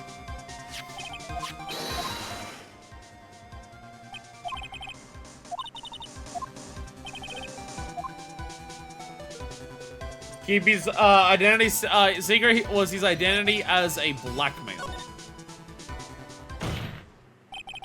Luke Atmey was a blackmailer. Objection! Hey now, isn't that a little different from what you've been saying? You said that Kane Bullard was the one blackmailing Luke Atmey. You saying that Atmey was blackmailing someone else on top of that? You have to admit that does sound a little odd. It's not odd. It's the only thing that makes any sense. Kane Bullard was blackmailing Luke Atmey. But Rondolite was also being blackmailed by a certain someone. So just start receiving blackmail letters after this incident. Yes, it's a few days after the Tear of Eminem heist. Yeah. Again, I'm saying that Luke was up Master Mask because it was the original one. After that, I started getting the plans in the mail. I received plans from some very kind person. Incredibly detailed plans. Detailed plans? In which case, that would mean that Rondolite was actually Master Mask. That is what we are claiming. Someone else came up with the plans and had Mr. Delight steal his targets for him. And that someone was none other than Luke Atme! Silence!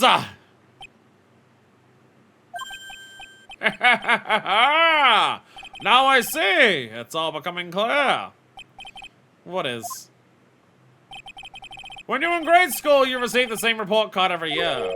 Careless with the tendency to jump to conclusions. Am I wrong? How'd you... You say that Luke Atme, was blackmailing Rondolite? In which case, I would naturally know all about his relation to Master Mask. Well, yes. Rondolite started receiving plans from his second crime onward, correct? Which means I learned of his identity when he committed that first crime. Good point. You certainly couldn't have blackmailed him otherwise. In that case, let's see some hot, bitter evidence. During the first crime, how did Luke Atme know that Rondolite was Master Mask? The newspaper?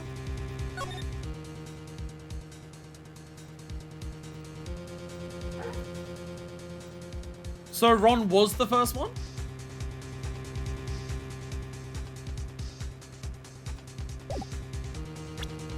Ron was the first one then? I think I see it. Say what? When you were in grade school, you received the same report card every year. Gets in lots of mischief trying to be the center of attention. Oh, what do you mean? This newspaper clipping. It has a picture of you and Rondolite in his guard uniform. Seems that Master Mask didn't just disappear into thin air. He just took off his outfit and hid it in a bucket. That sounds far too stupid to be true. Correct! With tricks like that, he couldn't fool a baby, let alone an ace detective. And that's when you figured it out, Mr. Atme. That's when you learned that under his mask, Master Mask was really Rondolite! What the? Wasn't he supposed to be Master Mask?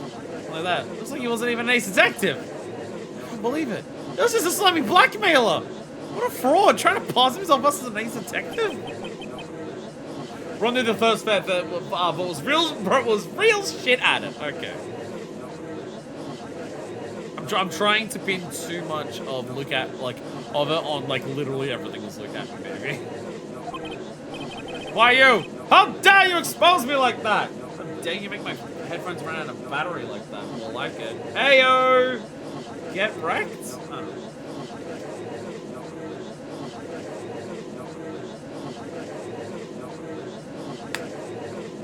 Yeah, I was thinking that like he did the first one.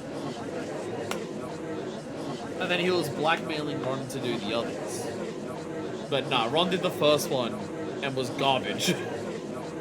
And was just like, keep committing them. You won't get caught because I'll hide it for you. And I'll be a perfect ace detective. And I'll be awesome. And then it went from there. I mean, I've never blackmailed anyone in my life. I'm a famous and ace detective. And also a Master Mask.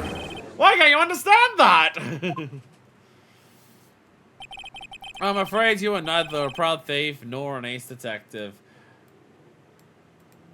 You're just an ace defective. Ah, got him. Nailed it. You're a blackmailer and a murderer. That is your true identity.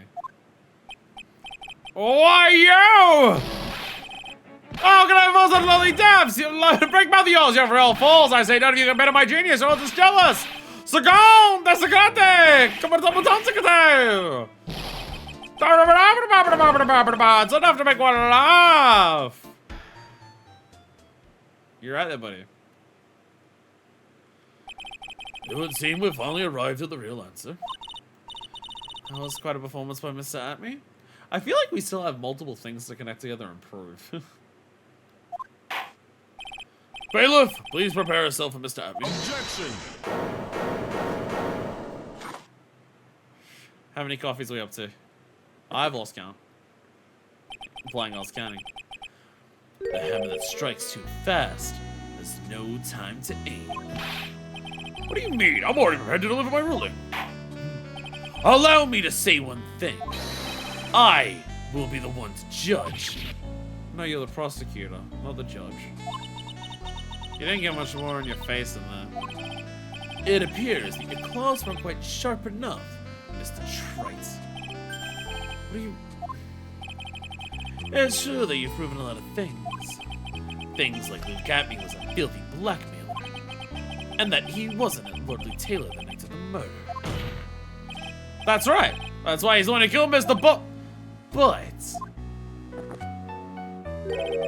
there is still one thing you have yet to prove. Oh, what's that?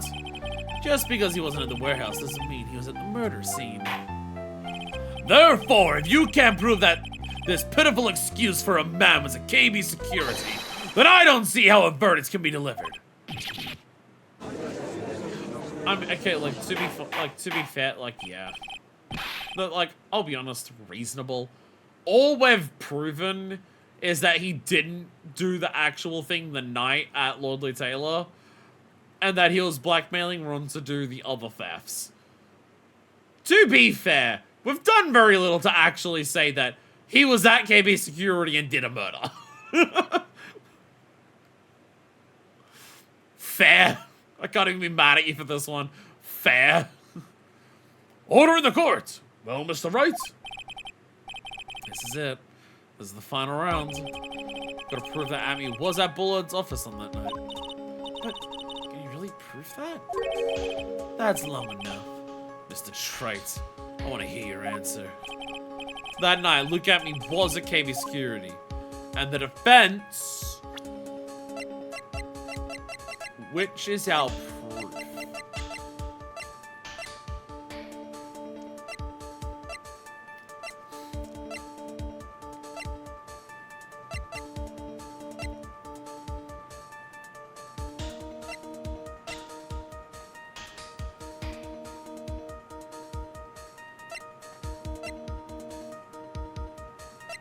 The buzzer. I think the best proof we have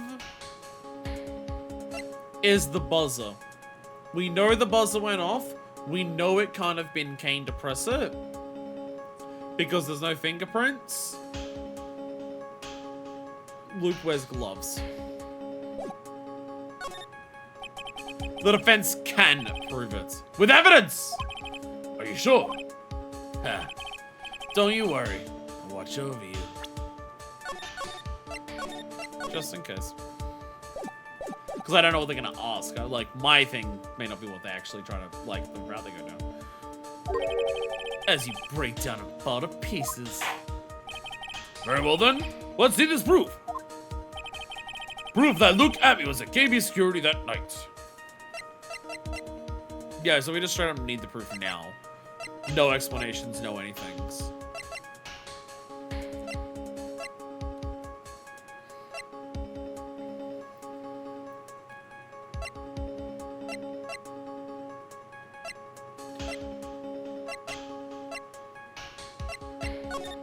Yeah, that just says those, and that was just found there, so yeah.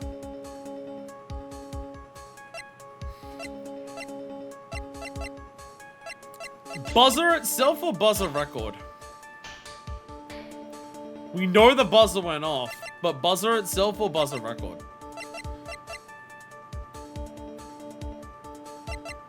Buzzer record I'll go with first.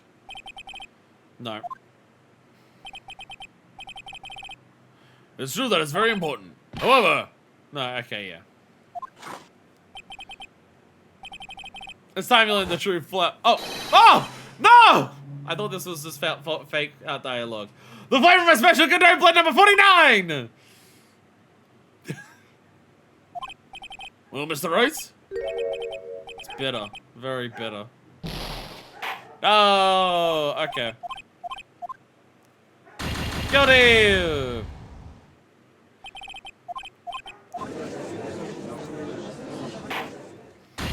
Thing is, I feel like I have to say we can prove it now because it's really like coming down to the killed by coffee. It is coming down to the end, so I feel like I have to say I can prove it now.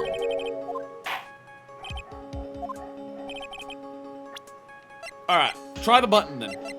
Try the buzzer. Take that. No, okay.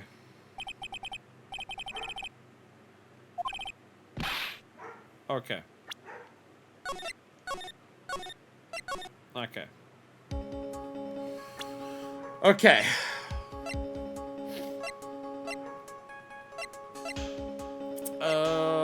Camera, no.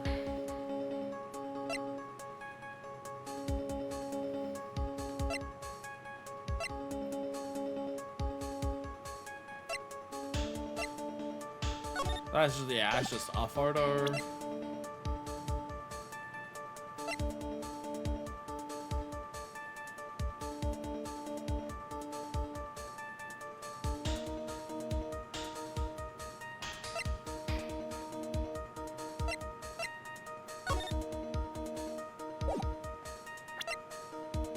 Buzz went off, ceiling letters.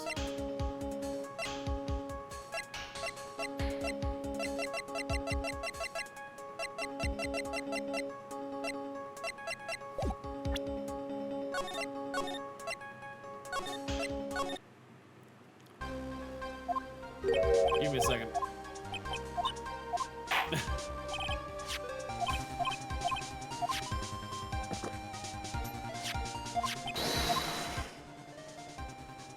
I want to see what happens if we say we can't prove it. I want to see what happens if we say we can't prove it. Objection. Because it's possible that trying to prove it is one of those traps where there is no correct answer because we can't currently prove it. But I also feel like because they're saying how it's the final moment, because I don't know what else could prove it. Other than just like look at like someone pressed the buzzer and look at me's wearing gloves. It's the only thing that I have. I can't think of anything else that actually proves that Luke was at the building.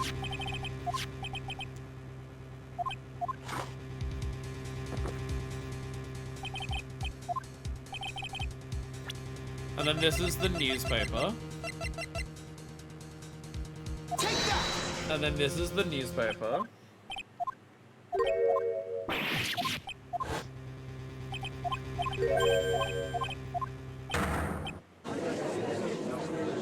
And the newspaper, I'm going ba ba ba ba ba ba ba. Right. Like, it's not even a case of I'm not sure which piece of evidence to present to make the case that I'm trying to make. I straight up don't know what evidence would actually prove that he was at KB security. I actually, again, other than the buzzer having no fingerprints on it, but it going off, I actually don't know of any other evidence that even suggests that Atmi was at KB security. But I'm wondering if it's a case of I've forgotten a detail about one of the pieces of evidence that would suggest that. Like, does, like, the key card have something? Does the wallet have something that, like, would suggest it that I've just forgotten that it doesn't say specifically in the court record right now? That's possible? Like, unless that's what it is, I have no fucking clue what it could be that actually proves.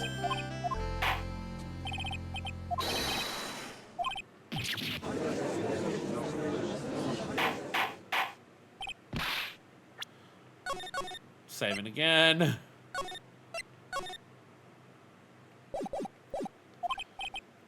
Alright.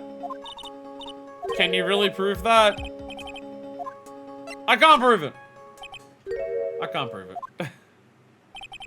Just as I thought.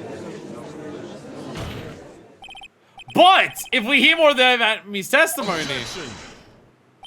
Unfortunately, that's as far as you go, Mr. Wright. What do you mean? I don't want to allow for any more testimony. That's what I mean. What? Have you forgotten? Look at me is here after we interrupted his own trial. And you have failed to prove that he committed the murder. I think it's time for this witness to return to his own trial and face his guilty verdict as Master Mask. No! Well, Master Lawyer! Seems that love wins out in the end after all. I'm the assertive as well as Master Mask. My verdict will verify that. Justice Van der Lights will verify that he is the true murderer. I declare that with the full force of my ace detectiveness. No last comebacks here. No, we just lose. Order in the court. That's enough deliberation of this witness. Can't believe this. This rate Ron is. Don't give up now, Nick. We still have tomorrow. We can look for more evidence and... By then it'll be too late. Huh? Why? Because if he gets sentenced as Master Mars. Double jeopardy. One of the basic rules of any court. This is not what double jeopardy means. I've seen the term double jeopardy be misused in court, like in legal proceedings, a lot. Double jeopardy. Should a defendant be tried and found innocent in court, the defendant cannot be tried again for the same crime.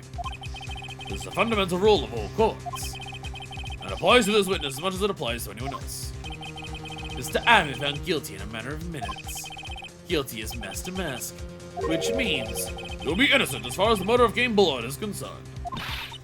No way. That's...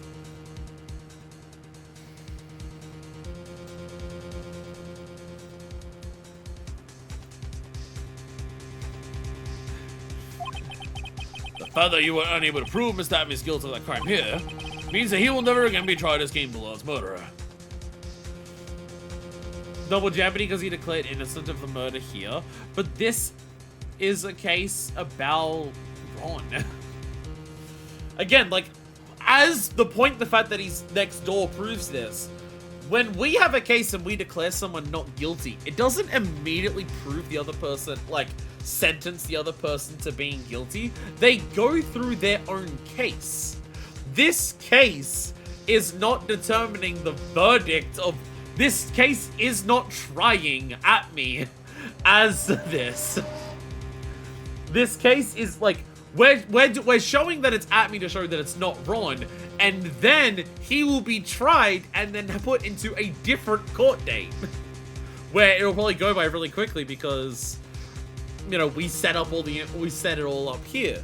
But he hasn't been tried for it. That's not how that works. What? Well, I'm glad I got this ending just for that, at least. No, there's nothing I can possibly do to win. Even if Ron is proclaimed to be innocent, the real killer, Luke Atney, will go free. Cross-examined every statement the witness has made here today. And as long as there's no more testimony, I'm afraid I have to declare that there will be no further questioning of this witness. Are there any objections?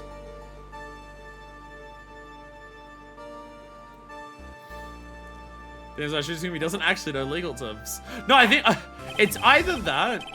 It's either that or Shutakumi is trying to show off a really fucked up court system. Or a secret third answer. Both. Maybe it's possible that Shutakumi is trying to have a really hyper-corrupt legal system while also not knowing how ours works. Or his own in his own country. I hereby end the cross-examination of Luke Atney. Highlight this. Objection! I think I see it. Your Honor, when you were a child, this is what it said on your report card every year. Has poor hearing and often makes mistakes as a result. How did you? Phoenix, raise your head up high. You've forgotten what I used to tell you. A lawyer is someone who smiles no matter how bad it gets. Mia! Long time to see, Phoenix. Mia's back! I kind of thought part of the point. I kind of thought part of the point of this game is that Mia wasn't going to return in Maya's body to show that Phoenix has grown enough to no longer need her. But I guess not! Boob Lady returns! Mia! This is the true power of the current channeling technique. Oh yeah, by the way, for people who haven't played the previous games and have no idea why Maya just, like, aged up a bunch and grew massive fat rack. By the way, for the people who aren't aware why Maya's cup size just quadrupled, this is the true power of the current channeling technique. Inflatable boobs. I know that it's really Maya who's standing before me. Right now, she's my mentor, Mia Fey. Now let's do this. But there's nothing more we can do, Mia. Without any more testimony, I can't cross-examine. Well, yeah. Testimony's not over yet. What do you mean? Your Honor? Just now you said something very interesting. You have cross-examined every statement the witness has made here today. Yes, that's true, but... Unfortunately, Your Honor, you're forgetting something. Earlier, after the last cross-examination, this witness made a number of remarks. Well now, Sir Lawyer, it seems that love wins out in the end after all. I'm Ace Detective as well as Master Mask. My verdict will verify that. Justice Van Lights will verify that he is the true murderer. I declare that with the full force of my Ace Detectiveness. Yes, but these comments appear to have no importance whatsoever. Very well, then we shall prove their importance via cross-examination. At any rate, as long as the witness has made these remarks, we, the defense, assert our right to question them. Oh, so we're not even cross-examining testimonies anymore. We're just cross-examining any fucking word they say. It's not even here's a specific testimony, cross-examine it. They said so. You have the right to remain silent. Anything you say can and will be used against you. And now we're doing it.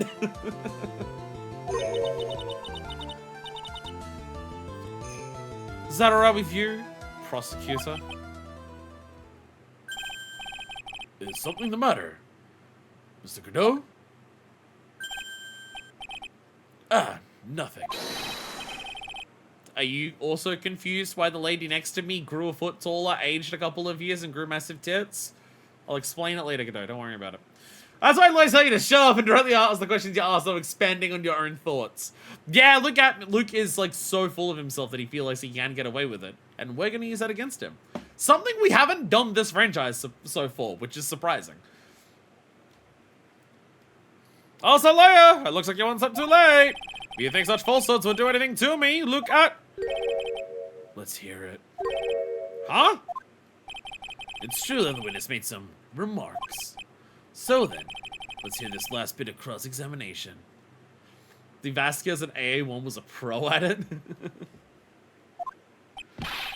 Mr. Godot! Sorry, Mr. Godot! What are you?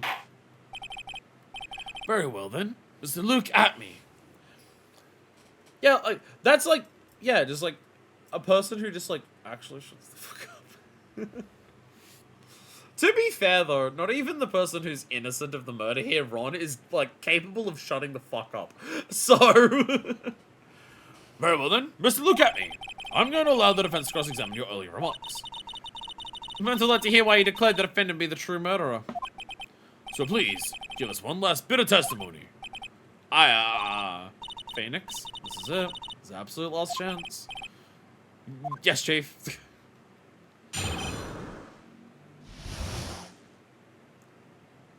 It's like you want attention or something. Indeed, it is true that I was on Lord Taylor. I'd like to say about another vitally important job request. I had known about the day beforehand, so I had this photograph readied. My brilliant deduction was what informed me that the true culprit was Randall Light. And thanks to the key card and wallet, it was abundantly clear that he was there. I was also able to make deduction from the buzzer, which only sounded once. The button did not have any fingerprints on it. Why? The victim would have left prints if he sounded it, which means the killer sounded it. Mr. Light was wearing his Master Mask outfit, which is why he left no prints. And the blackmail letter, the victim just likely mistook the color of the jewel. Svare! Therefore, all the evidence points to that poor boy. This testimony actually seems to hold up pretty well. Witness's earlier remarks do not appear to have been hastily prepared. All of his points have been explained, and none of them seem to contradict anything. But of course. But how did you know about the emergency buzzer? The police investigation documents went directly through me. And I always look over all the documents. It's elementary, Salaya!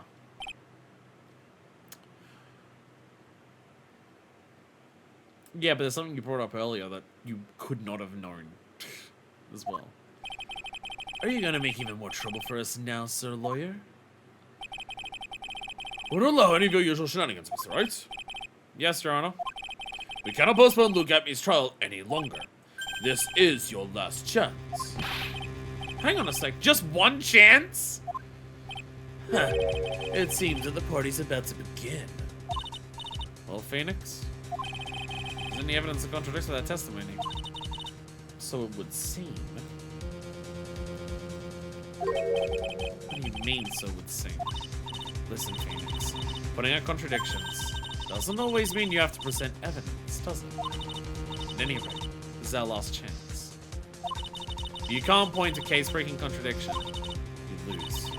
That's all there is to it.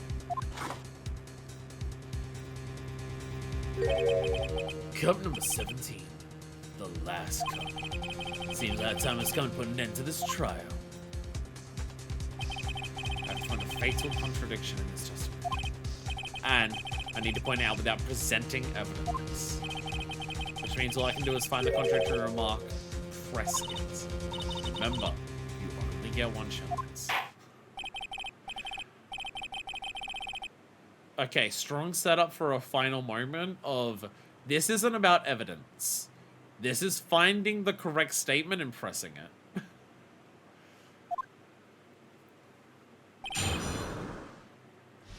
Your normal go-to strat of press everything to try and whittle down the options? No. Do it. Find the right one. Work it out, then press it. Otherwise, you fucking die.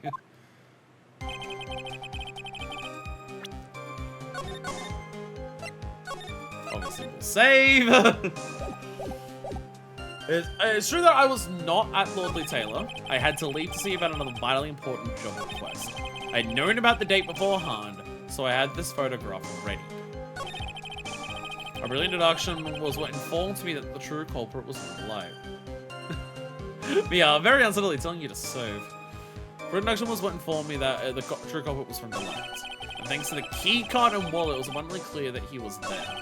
I was also able to make deduction from the buzzer, which only sounded once, but did not have any fingerprints on it. Why? The victim would have left prints if he sounded it, which means the killer sounded it. This light was wearing his Master Mask outfit, which is why he left no prints. No one knew this. Blackmail letter, the victim.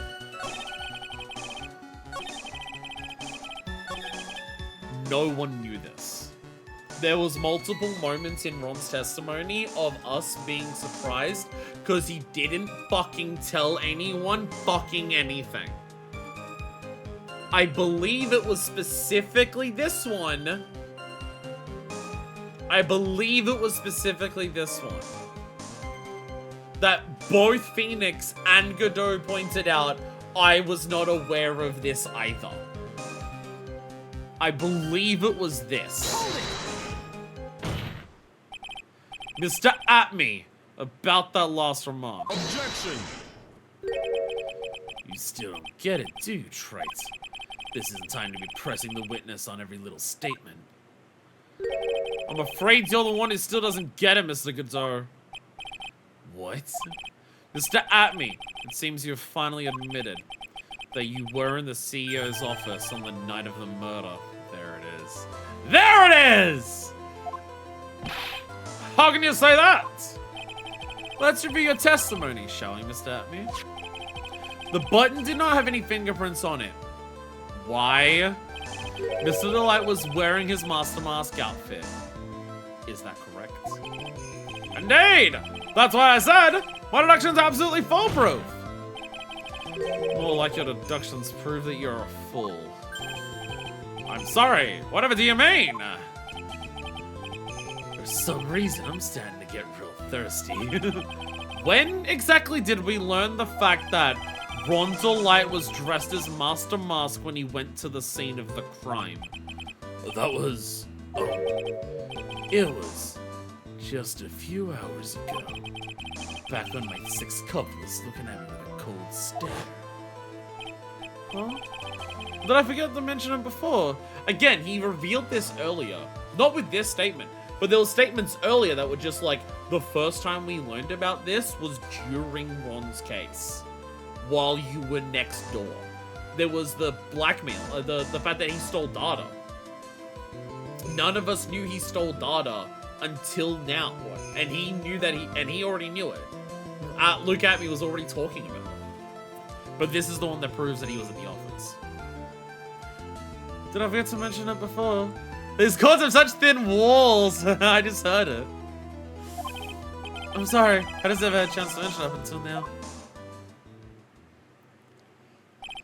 That's right.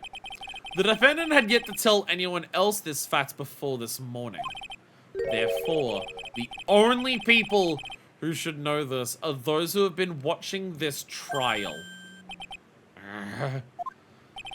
Do you understand now, Detective Atme? There is no way you should have known about that. Ah!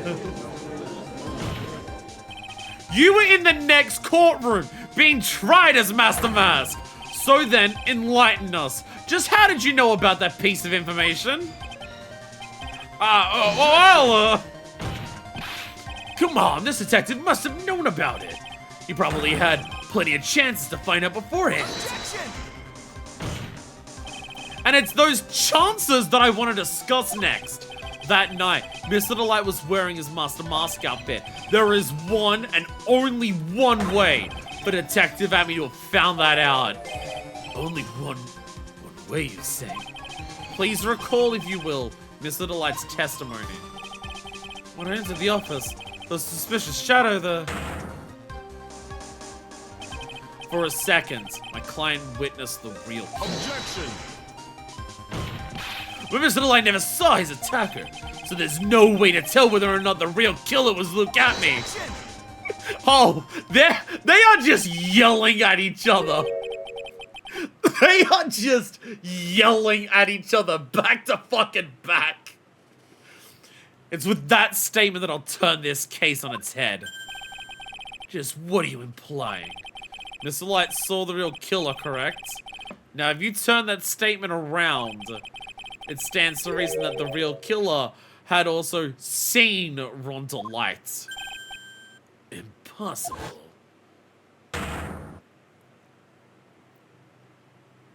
Oh my god, the silhouette was Luke Atme. Detective Atme, you saw Master Mask at the murder scene then. You saw him when you killed Kane Bullard and assaulted Rhonda Light. That was the only way you could have known what Ron was wearing.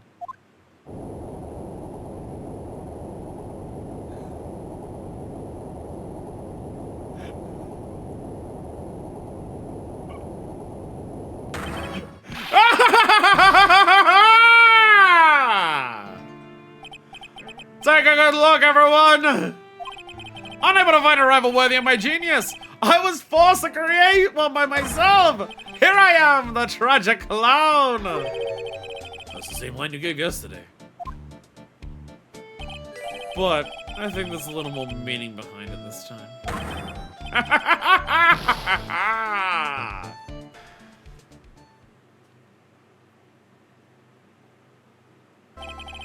What an awfully complicated incident. Kane Bullard was blackmailing Luke Atme, who was in turn blackmailing Rhonda Light. And upon killing his blackmailer, Luke Atme tried to frame Rhonda Light. He then claimed to be guilty as Master Mask in order to escape his true bride. And to that end, he came up with his plan. To use the double jeopardy rule when making his alibi. At any rate, it would seem we've finally found the truth. Yeah, it's a way of just being like, again, with the way that double jeopardy works here, not only does it like, oh, I have an airtight alibi for it, even if it comes back on him because of that rule, he's protected by it forever. It's not like, oh, he'll get out of prison for grand larceny and then, oh, we tried with that. Because of the way this game's invoking double jeopardy, he'd be, like, safe forever. Excuse me. I came hurriedly close to besmirching the record of an innocent young man. Again. Again. Besmirching him with the title of murderer. Weren't we saying that yet?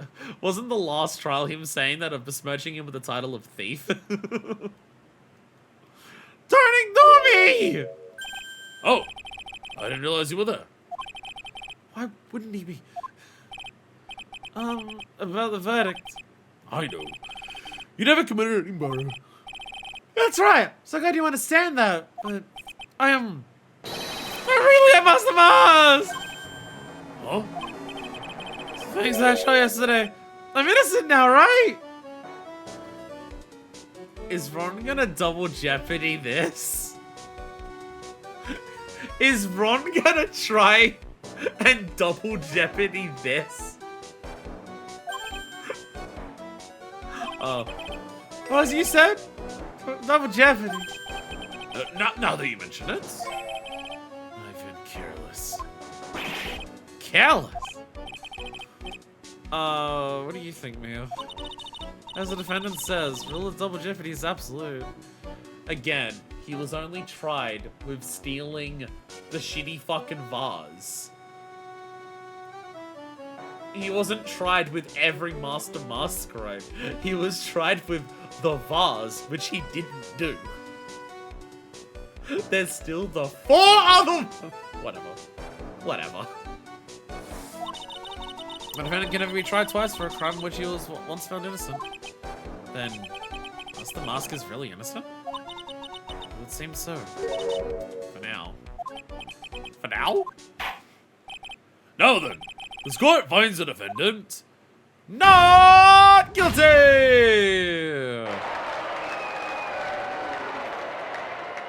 Hey! That's crying, supplying all the thefts into one. This court system is so fucking corrupt. Boy, this is really lucky. Wait, this isn't so good after all. You see, the thing is, I still have Master Mask. October 14, 3:35 p.m. District Court, defendant lobby number 4. You did it, Phoenix. Thanks, Mia. It's been a long time, hasn't it? Yeah. It's because Maya doesn't call on me much these days. Oh? I'm being the only reasonable one. I'm still guilty of crimes! I'm just joking, Phoenix. Don't take everything so seriously. But on the other hand, she seems kind of torn these days. You mean about becoming the master of the Grand Channeling School? Becoming the master means saying goodbye to our mother. Misty Faye, right? Watch over her, will you, Phoenix? Of course. To accept the new role as master means admitting that the mom's dead and not coming back. Of course. Well then, see you around. Bye, boobs. Mia. Ah, Mr. Wright. I don't know what to say. Congratulations, Mr. Delight. You managed to get away with several acts of grand larceny, not get away with it. As we say around here, fuck those rich cunts. Thank you so much. He's still technically the master, she's been gone enough to be pronounced dead, then yeah. And yeah, me and Maya taking over as master would be basically admitting that. No, wait. Nothing really matters anymore, though. Now that all this has happened. Come on, just be happy already. It's not that you have a whole wife waiting for you at home, you lucky bastard. Now, I normally don't like to say that people don't deserve each other. Because, like, oh, you don't know what their relationship's like. No, he doesn't. Nah, in this case, though, nah, he doesn't. Nah, he doesn't.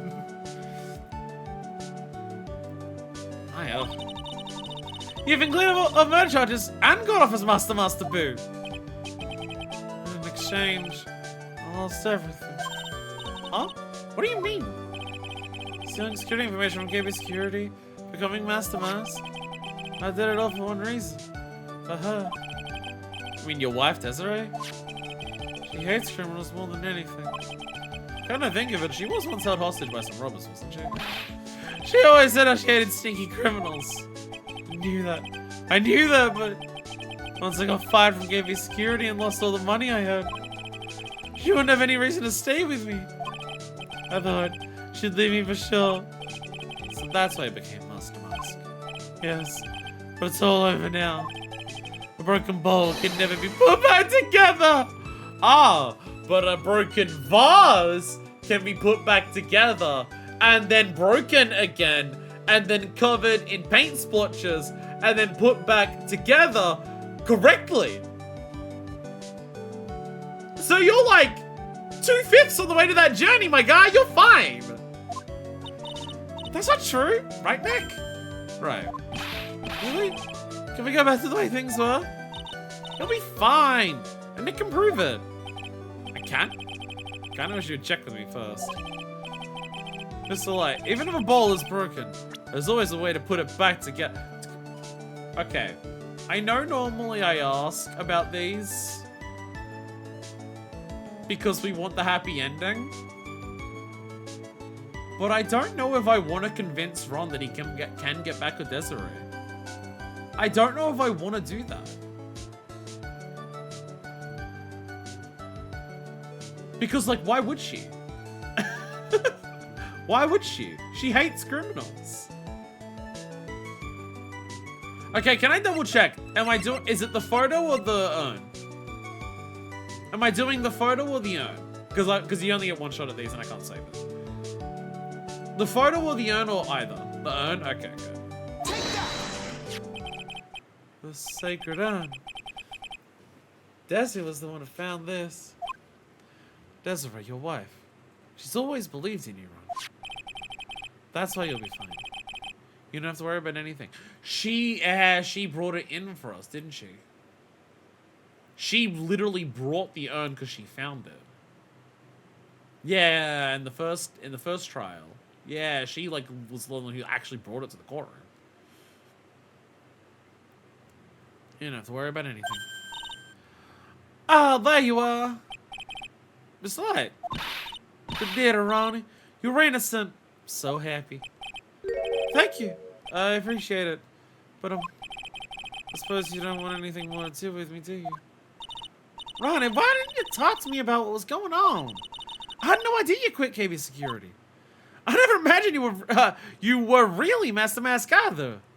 Desiree, look at the house. How? Miss Light. What are you gonna do now that you know? You're not gonna really leave him, are you? Come on, it's obvious, isn't it? How could I ever let a wonderful man like him get away?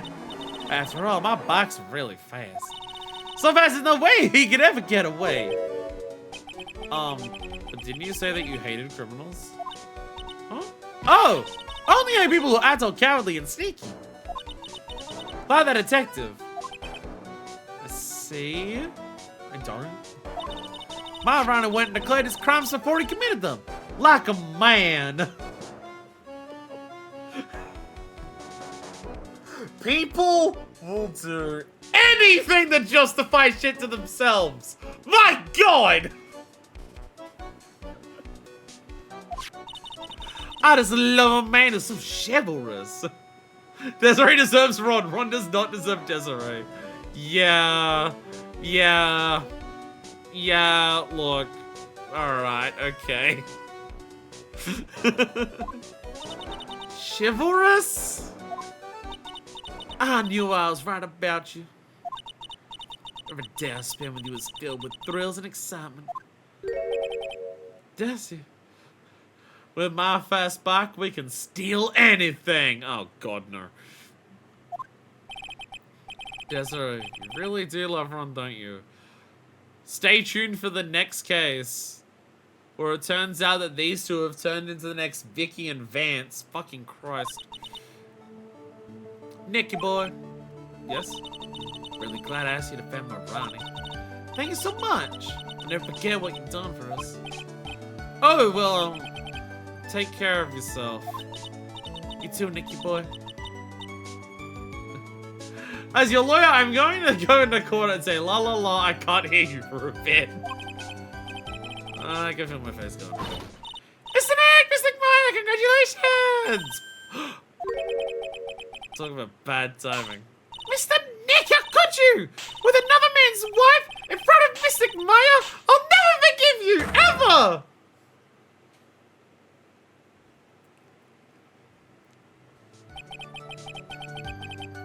Pearl, are you familiar with polyamory?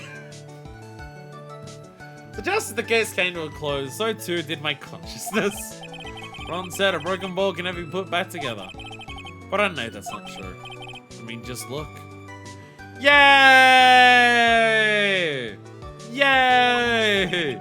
Here's a perfect example of one that was put back together even better than before. And in front of another woman's husband too. Yo, let's go.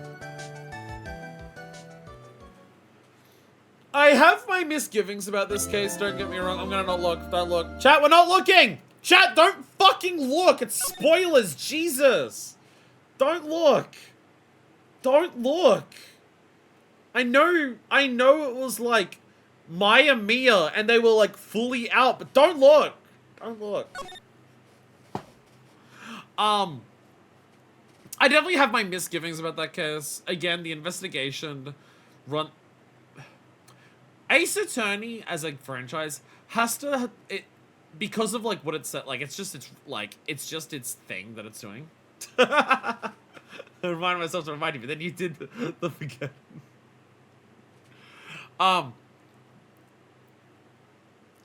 It's what, like, this franchise has set itself up as. It's just, like, its thing of wacky, absurd, over-the-top characters, right? From very early on in the first game. It's just established that ridiculous characters are part and parcel of what you get for Ace Attorney. That's its identity. Asking it not to have that is asking it to be a fundamentally different thing, right? And I understand that. But it does mean that the franchise has to run this delicate line of wacky, ridiculous characters who don't get so absurd, so over the top, so invested in their own gimmick that it gets in the way of the fun investigations, the fun procedures, the fun criminal like courtroom drama stuff that we do. In the investigations, for this case specifically, I think that balance is not good. I do think, like, just talking to the characters and trying to get any information out of them is just annoying in the investigations here. Because they're so in their own bullshit that it gets frustrating. That trial specifically, the first trial is, like, really easy to lull you into a false sense of security because of what Luke Atme is trying to do. That trial, I think, works really fucking well. Because you have Luke Atme and Ron's over-the-top shit, but it does feed into the case. Even Ron's fucking absurd nature of he just forgets to mention things is, like, actively used as part of the case here. The fact that Ron doesn't tell you shit because he just forgets and he doesn't talk much was, like, the linchpin that actually nailed Luke. And that's how you do that shit. You have characters' gimmicks be, like, part of the case, or at least just a fun side extra. Not something, like, again, like, you think about the first day, you think about, like, almost anything in Turnabout Big Top, or the first trial of Rise from the Ashes, where so much of the case is spent just getting through their bullshit before you actually get into what the case is about. You don't have that here even with Ron. Even with Ron, once we're in the courtroom, you're dealing with his bullshit, but while you're dealing with his bullshit, it's still about, like, the case itself and trying to solve it and stuff like that. But I gotta give props to this case just for being such a weird, complicated setup that works. The fact that we're dealing with a like, the fact that it's technically, like, two different cases that you have to solve, of a theft that then ties into a murder. And the fact that, like, the person you're going up against has set themselves up to be declared guilty of one crime to get away with another. And having to interrupt that process in the middle of it happening is a really, really, really fun setup. That is an incredibly fun setup that this executes very, very well. Very good trial. The case overall, you know, it's above average. It's definitely an above average case overall. I think that trial, in terms of an individual trial day, is definitely up there. That specific trial day is up there for just overall trials. Very fun. Very fun. Very... Again, just like what you have to work with and comprehend with and like twist around is just really satisfying. Very, very good. Very, very good. It's something that this game, because like, you know, the first game had the twist of Edgeworth was like the person who was on the witness stand and like the suspect that you have to get off in the first game. First game is like establishing stuff, so it can't really do many twists with it. The second game does a couple of like subversions. The biggest subversion obviously being at the end where your client is guilty. It does feel like... I feel like so far for this game, I'm not enjoying the characters as much as the previous game, or the first game, excluding Big Top. I think the character writing is not as interesting. Again, I feel like it's just getting a bit too frustrating. I think Phoenix is a bit too much of a dick. And stuff like that. So far. I mean, Mia's character writing in the prologue case is really good, but yeah. But it definitely seems that this game is very deliberately, when it comes to the cases you're dealing with, when it comes to the cases you need to put together to take down the villain, they are very deliberately trying to do shit to take you by surprise and twist it in ways you never thought this franchise would, like, that are just, like, wild jumps for this franchise to do. Like, oh, the first thing isn't a murder. But it leads into a murder that happened at the same time, and then you've got to, like, deal with, like, getting one person, you gotta get someone out of another courtroom, and all of that shit. It's working, yeah. Like, the courtroom drama stuff, I would say. The courtroom drama stuff and the, like, solving of the mystery and the crime stuff has been top fucking notch in this game so far. Even if I think the annoying... Like, the annoyingness of the characters is not the worst the franchise has had so far. Big Top, like... You know, Big Top's pretty bad. Hottie is pretty bad. And then you have things like, you know, Old Bag comes back and is just being Old Bag again. You know, the second game definitely, like, Justice for All is definitely overall like the characters get in the way of what you're trying to do kind of game a lot more than this one is being so far. But I still feel like the first game got the balance the best. I still feel like the first game was where the characters weren't, like, the people you're investigating, interrogating were over the top and ridiculous, but still, like, grounded enough to, like, not have that. Whereas it feels like they're kind of having to top themselves in how absurd they get. And so some of them jump the shark a bit in terms of just, like, okay, this is just annoying, I want to get to the case. But, yeah, the actual casework is really good in this game so far.